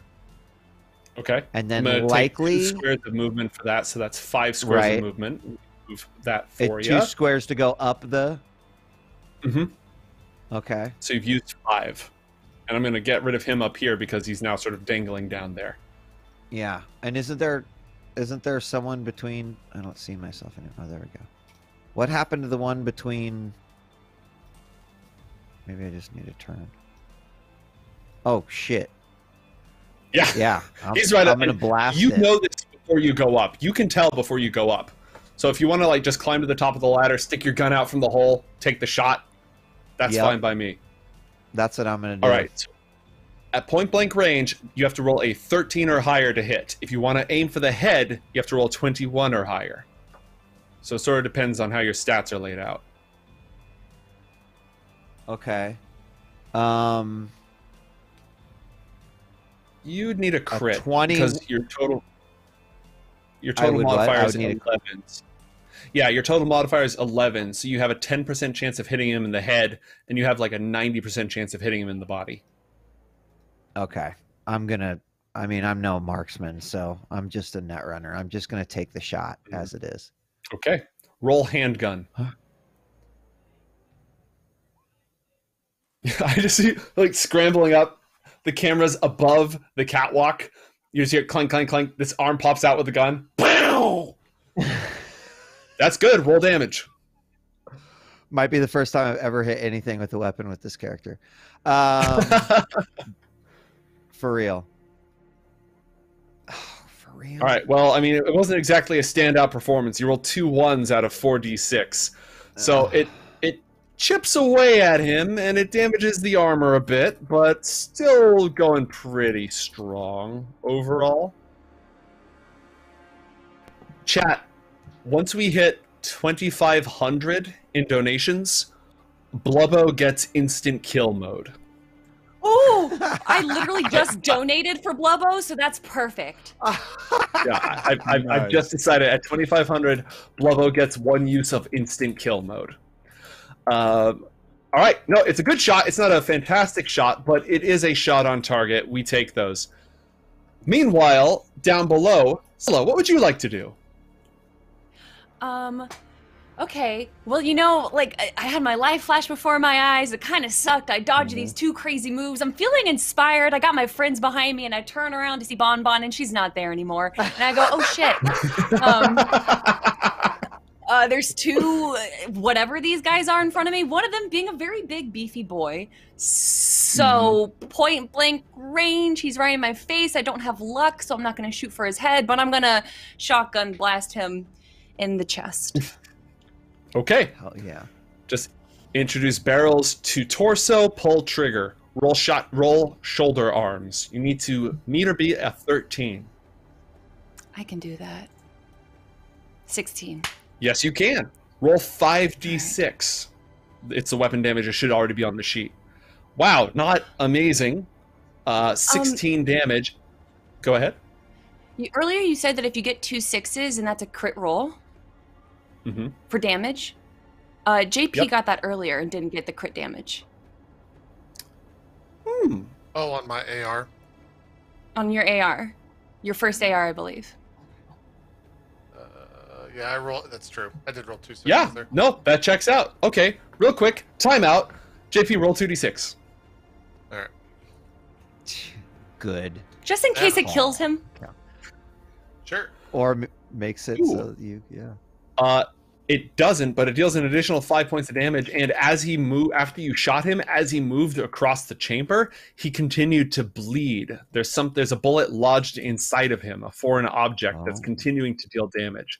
So that's great. That's fantastic. You still only did like barely any damage to the guy after his armor with that not great shotgun roll, but it reminded him that he still has a bullet lodged in him from earlier. So you got something done. Cool. There's no attacks of opportunity in this game, right? That's correct.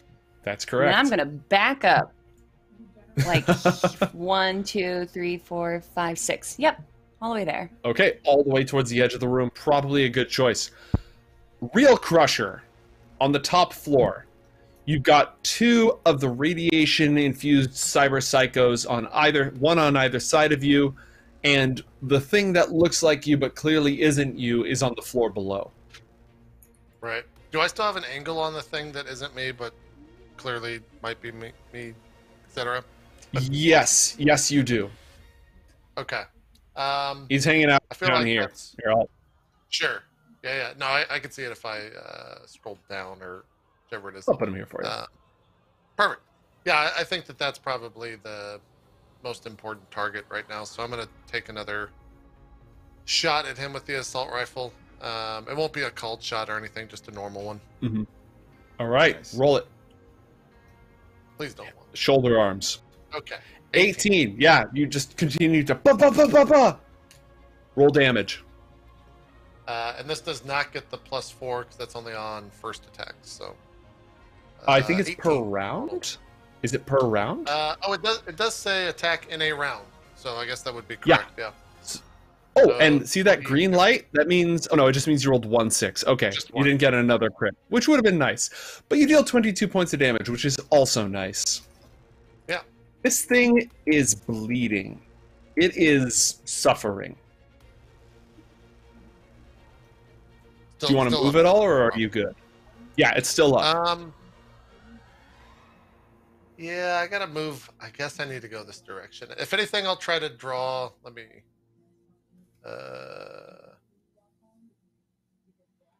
If I can move there, I'll try to draw this thing's attention so Bon can go to the levers. All right, hey, look over here! It's Big Chungus! It's me, hey! Yeah, exactly. All right. The other one, going to walk up behind you and just try to shoot you in the back. Great. That's absolutely a hit. And just equals exactly your armor, so it does no damage. That's what being in the heavy armor jack actually gives you a bunch of stat penalties too. You're not moving as fast as you normally would. Yeah. You're not moving fast. So your aim is affected, like your ability to do brawling is affected, but you're also shrugging off gunshots like it doesn't even matter. So at that point, here's what I would like you to do. I would like you to roll an interrogation check. We'll use that to see if you're successfully able to convince it to attack you instead of going for the easy shot on the net runner on the ladder. Okay. 16? Yeah, okay. We'll say that that's sufficiently distracted. It's going to jump at you with its claws, and it gets to attack twice. So I'm going to I want you to roll an evasion check against my melee weapons as it tries to just tear your eyes out. I got a 19. You have to get a 19 or higher. Is there a chance that I don't have evasion because of my armor? You should. If you don't have it, it's got a minimum of 2 points. So you add it to your sheet. Never mind, I found it.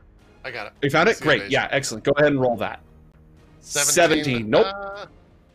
It's not going to do that much damage. I'll take the hit. At least I don't think it's okay.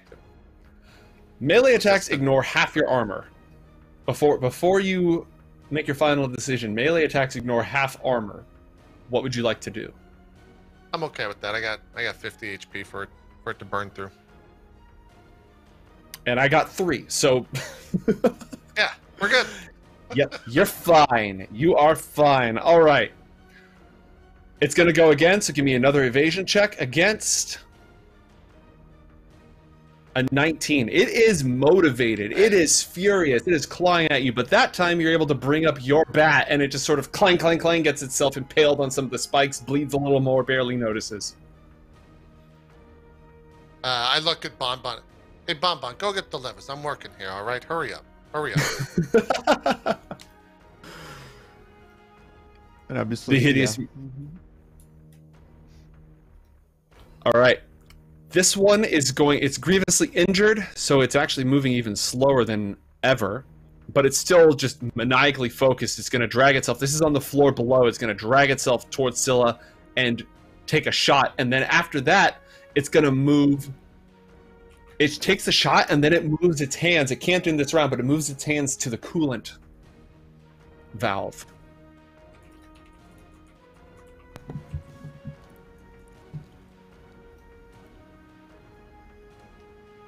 Oh yeah, that's a hit, Scylla. That is a hit. Cool. The pistol goes off, and that's not a critical hit. You're in luck, but this one is going to get through your armor. You take 16 points of damage minus 10, so you take 6 points of damage, and your armor goes down by another point.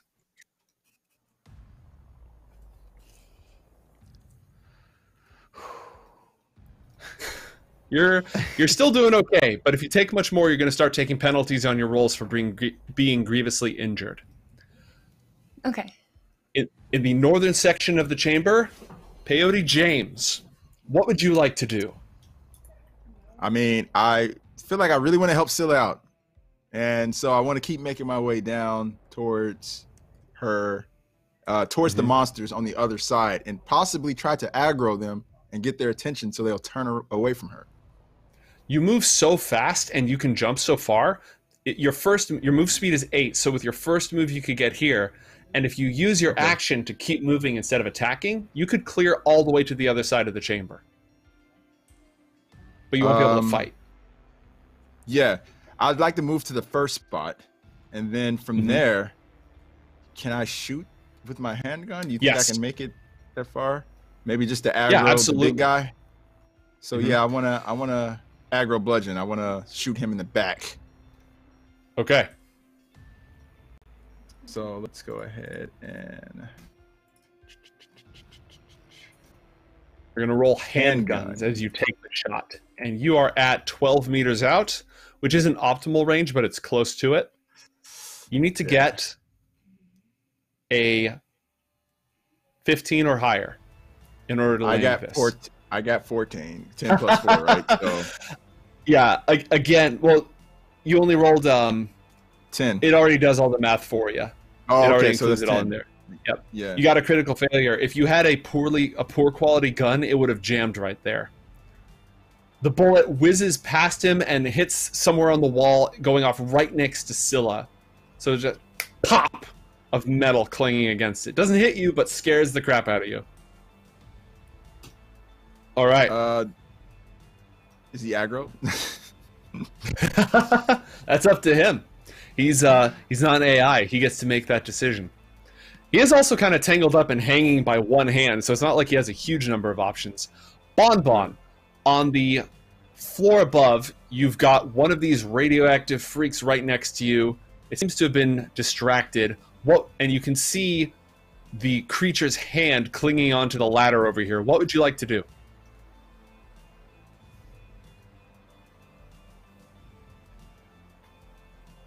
I would like to finish this. Well, I have no idea if it would finish it off.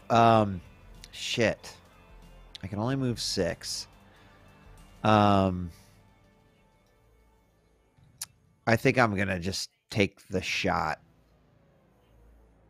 I think we just shoot at this guy right here. Yeah. Now maybe I would take a couple steps back. Is there what's optimal handgun range? Optimal range for the handgun is 6 meters, up to 6 meters. There's a journal entry, by the way. I'm not going to put it up on screen because we're using the pre-release copy, but there's a journal entry called Ranged Weapon Attacks that'll give you the whole table if you'd like it. But optimal range is 6 meters or less. So here you're fine. Okay. Here you're good. So if I just even take the one step back, that's cool.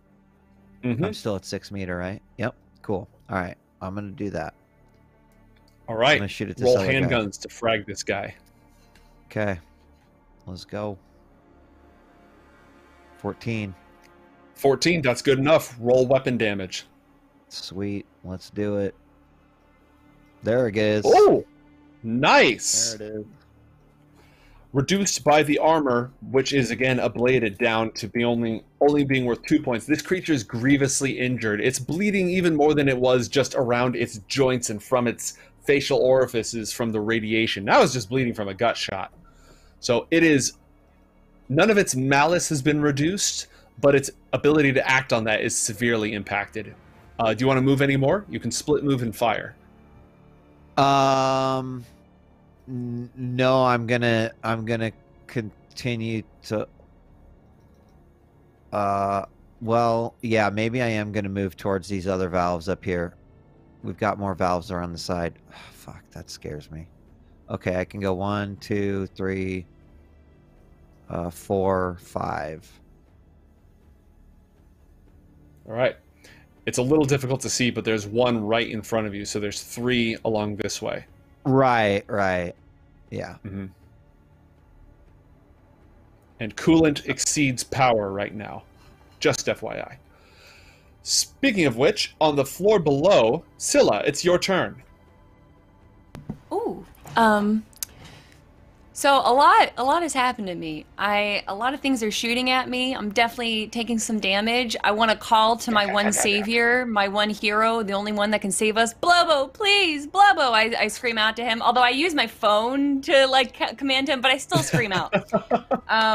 So I call Blubbo, and then with my actual action, I'm gonna go 2 move spaces forward, and I'm gonna shoot the dude that is messing with the coolant rig. All right. Go ahead and roll a... You're firing with your shotgun, right? Yes, sir. I'm at a point in my life where I'm whipping up a custom Blubbo Mini at the moment, so I'm slightly splitting my action. What's your range to the target? Roll first, because if you get an absurd number, the range, like, we can just say, yeah, that's fine. Boop, 21. 21. Yeah, that's a decent number. That's definitely going to be a hit at this range. Roll 5d6. Were you shooting at the mutant or the big guy? The mutant, the one that was touching the coolant rig. Oh yeah, the one who had his hands on that. Yeah, go ahead and roll 5d6. Oh, 3 6s. What do I get? Well, I'll be honest with you. It's academic at this point, but let's roll the 2d6 just to find out. Maybe it could be shot through him and hit the other dude. It's a spray weapon. Okay, no. Roll 2d6. Yes. Another 6. A 9. Okay, well, it's a torn muscle, but with that remaining damage, it's the muscle being torn off of his skeletal structure as he just explodes, showering the creature behind him with what's left of him and doing absolutely nothing positive for his complexion. Nice. And then I want to move 1, 2, 3 to this first closed valve. Okay. You crawl down into the pit, and you reach the closed valve. And behind you, on your phone, you get a happy little notification.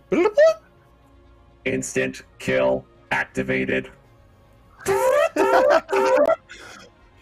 As we hit our 2,500 goal and Blubbo's eyes glow red and it begins to enter the chamber.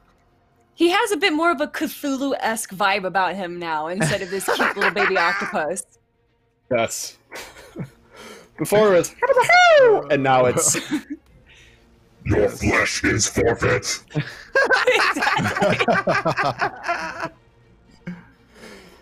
All right, yeah, I'm uploading Bluebo right now, so let's go ahead and see. Crusher, take your turn while I fiddle with all this stuff. Sure. Who did she kill? Is the big guy still up? Yeah, the big guy is still up. Okay, that's where I'll take my shot at then. So another shoulder arm.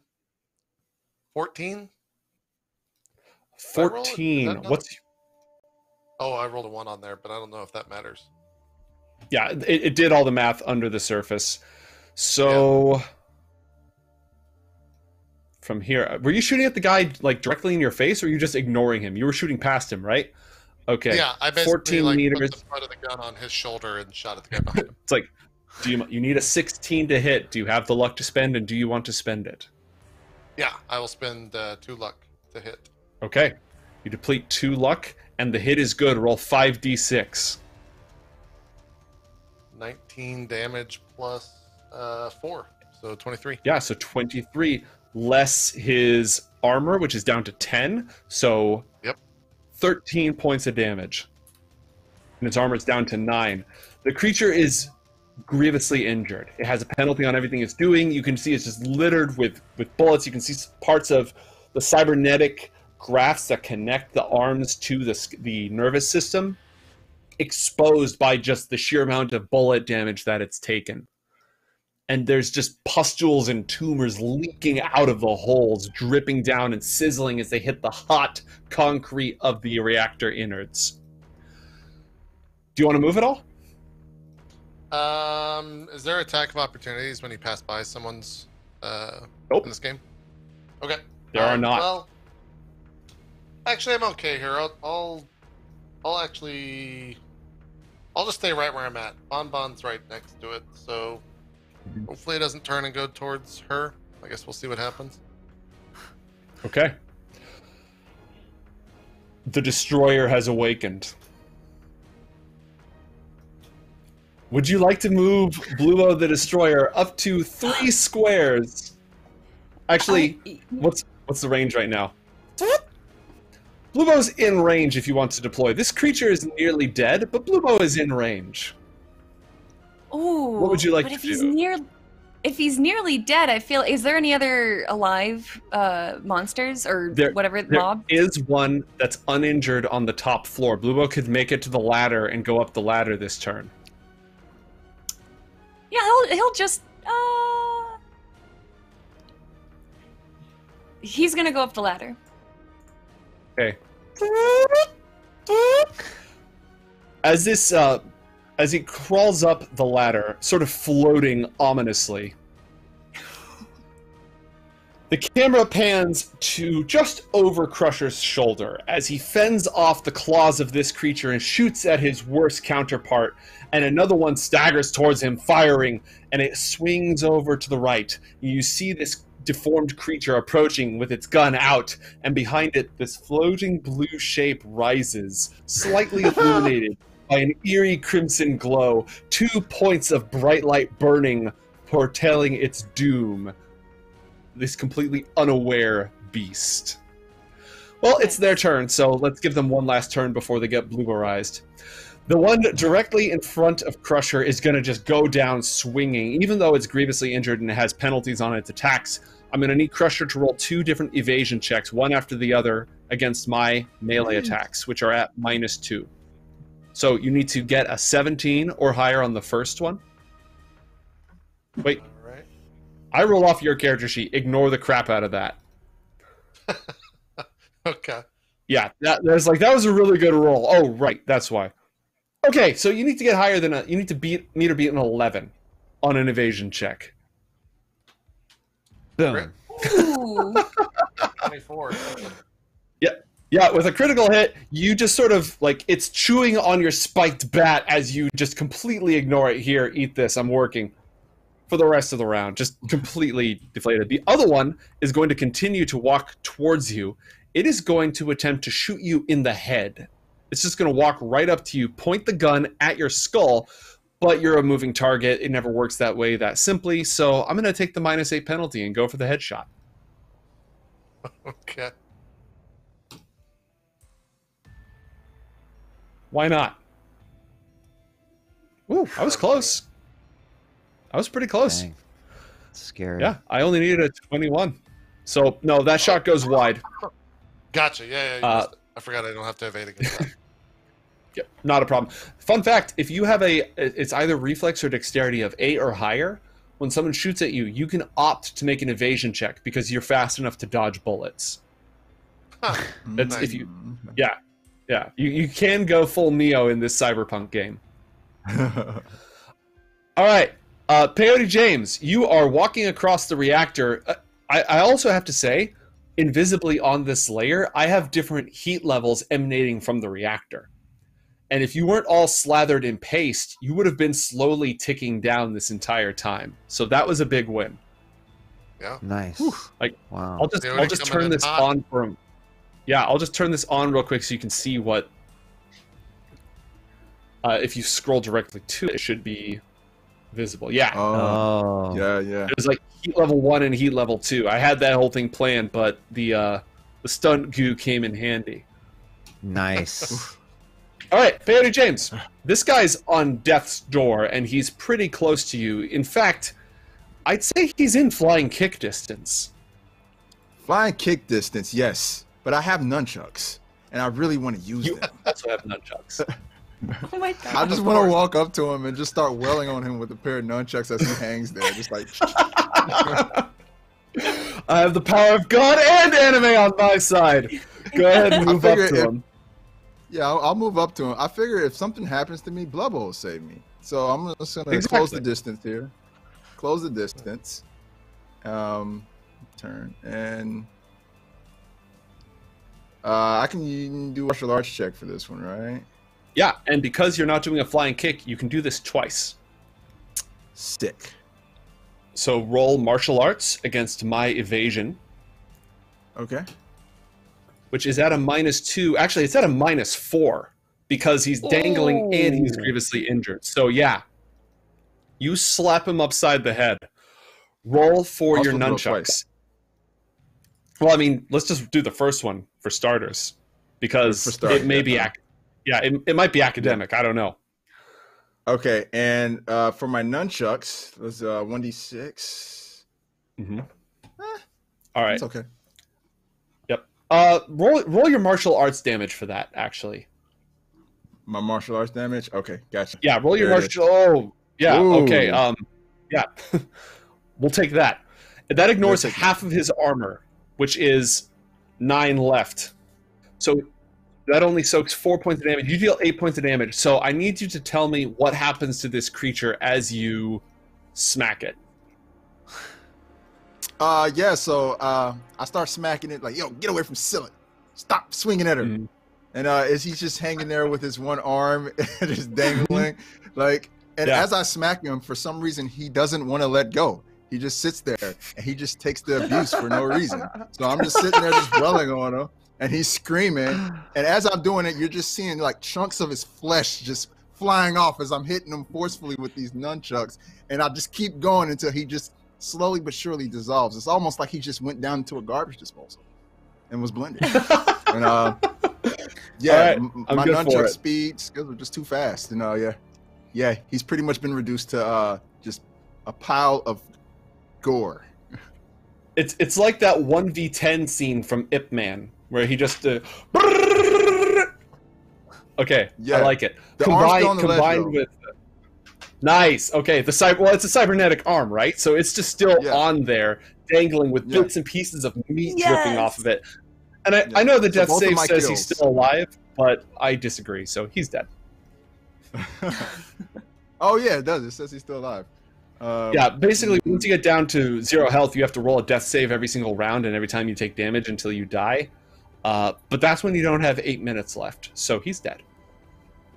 Cool. Both of my kills have their arms hanging on the legend, and I feel good. Just leaving limbs lying around. Awesome. All right, Bon, it's your turn. Well, he's dead, and I don't want to pull the coolant yet, so I kind of think I should just. I mean, actually, I guess I could come back around here and take another shot to try to get rid of this other guy who's already. Yeah, let's do that. Yeah. I'll just basically go back to where I was. I hid around the corner, and I scurried back out. And really, like, Bon's bad form with her pistol, right? So she's like, I've got my hand up. No, wait. You gotta trust me on this one. I mean, I did do that. Really, it was a really nice shot before. I'm gonna do it again. Oh my god! I've got my hand like this, and a bullet just pierces straight through it. Wait a second. Wait a second. I mean, I'm feeling pretty lucky right now. Oh man. What did I need to hit? You needed to not roll a critical. Actually, I don't think it works that way. I think you just get the minus penalty, and like it's not an automatic botch. As much fun as it would be for you to puncture Crusher's hand right now, as much fun as that would be, you only need to spend 2 luck to turn that into a hit. I'm gonna do that for show. Yeah. Holds out his hand. The bullet strikes him in the hand. Fortunately, he's got really good armor, so it ricochets off directly into the face of the guy who's trying to kill him. Roll 4d6 for your damage. Boom. Oh, yeah, no, that's pretty good. The momentum blasts backwards. It almost looks like Crusher laid his hand on the guy's head, and the guy his cranium exploded and he flew backwards. You know, blessed be my son. He goes spiraling down into the pit. Bonmont's like, teamwork, yeah. Yeah, teamwork. Yeah. And then da-da, da-da. I'm still on the bottom floor. Good job, guys.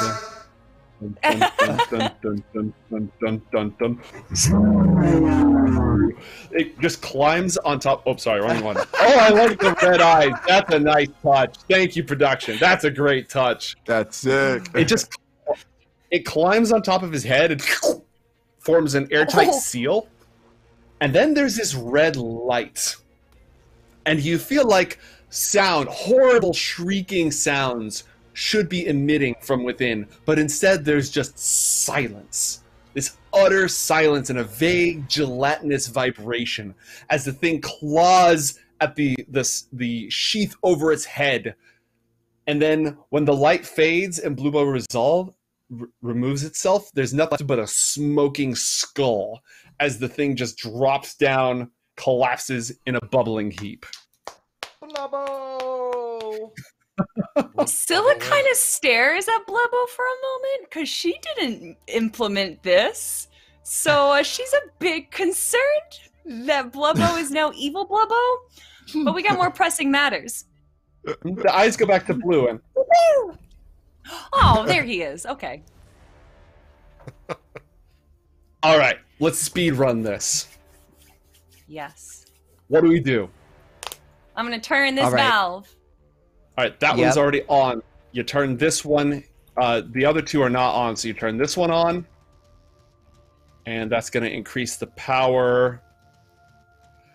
As soon as you turn this one on, you now have some power. It's like a brownout. You went from having nothing to having some. You could make a run for it now, or you could try to get things perfectly balanced. What do you want to do? I'm right next to this other valve, but to do it, and then I'll hit it with one more blast of coolant. Do you want to hit that? Kelly, I think you should. Yeah. Wait. First, can I try and pull up with this wrench the other square that we have down in here? Does it look like it's going to get destroyed if we activate the power? Or is it going to be... Yes. No, if the power goes any higher, that thing's going to be unusable. I lift it up real quick. I say, hold on. And I'm cranking you're going to use the winch to do that? as I can. Yes, sir. All right. You now have 2. And you're going to turn this one on. You're going to turn that coolant valve on. Yeah. It's still pretty close to balance. You could use a little more power. Are any of the valves on the other side? This is the only open valve on this side. The others are closed. I can get over there pretty quickly. Okay. Which one do you want to open? The last... Well, it would make sense for me to... These 4 are all closed. This one's already been opened. These 4 can be opened still. Oh, they're all closed? Okay. So you pick one of these 4. We're also at $2,651. Hey! Nice. Thank you, everyone. Keep that coming. All right. I'll do the bottom left one. Bottom left? Yep. Okay. It is almost just over the next power threshold. super close. One more.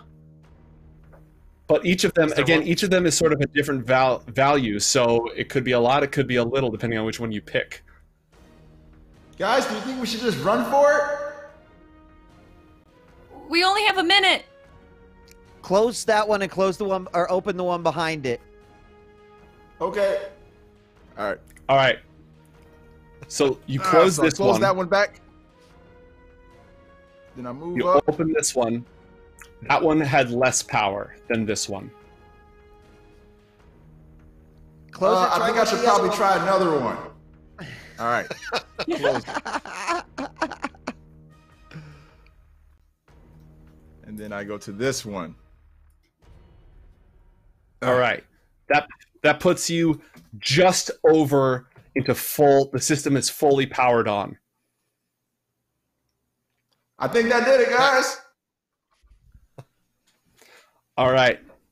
You collected 2 of the locks and you restored the power.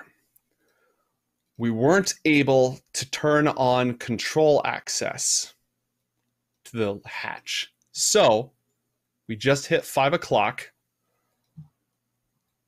Let's go ahead and see what happens, shall we? Give me one moment to get everything, just one moment to get everything together. Oh, snap. You guys did pretty good. I feel like you guys did pretty good. Things always take a while. Great job, team. Yes, and great job. Thank you, all of our viewers and our supporters.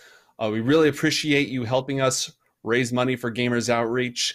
That's all going to go to make sure that children who are undergoing a really hard, difficult part of their lives, who are being taken away from the comfort of their own homes and put in an unfamiliar environment and just surrounded by all the trauma that is part of medical treatment, will have a window into what their lives should be, into that childhood, into that joy that we all know gaming can bring. So it means a lot to all of us to have you with us, and we're really grateful for your support. And I'm super grateful to our fantastic cast for lending their talent, their charisma, and their hilarity to this adventure. Now let's do the horrible part. Oh, Oh no. No. All right. The hatch. With the power restored and 2 of the locks in place, dangerous electricity arcs from the 3rd. I need everybody to roll an evasion check. Oh, snap.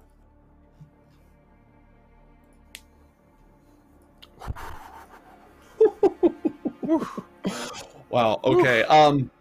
Yeah. Everybody passed except for Bon. All right. Well, how many points? I got 4 points of luck left. Yeah, I'll take those. All right. Because otherwise yeah, I'll take all of them. Great. I mean, them all. Yeah, give me one. Give me one for now. Okay. Give me one for now, and that'll get you a pass. All right. So you're not electrocuted. You did not gain authorization from the control system, meaning that dangerous poison is released as a gas into this room when you attempt to open the hatch. I need everybody to roll a resist drugs/torture check, except for Crusher. That's right. Who has a filter implanted in his nose. Wait, how do we roll this? Do you have that skill on your character sheet? It's a specific skill. I do not see that. Okay. If you don't have that skill, roll 1d10 plus your will. Okay. Okay, let's see what my works.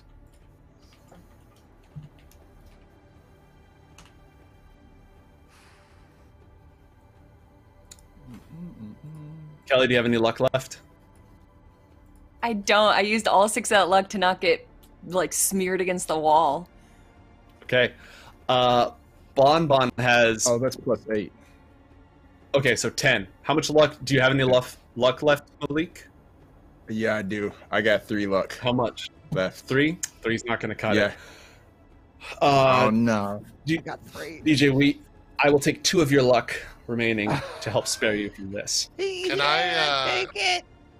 This is a random thing to ask, but can I use an inflatable bed and have them siphon the air out of it so that they don't have to inhale the gas? Does it work that way? Does that make any sense?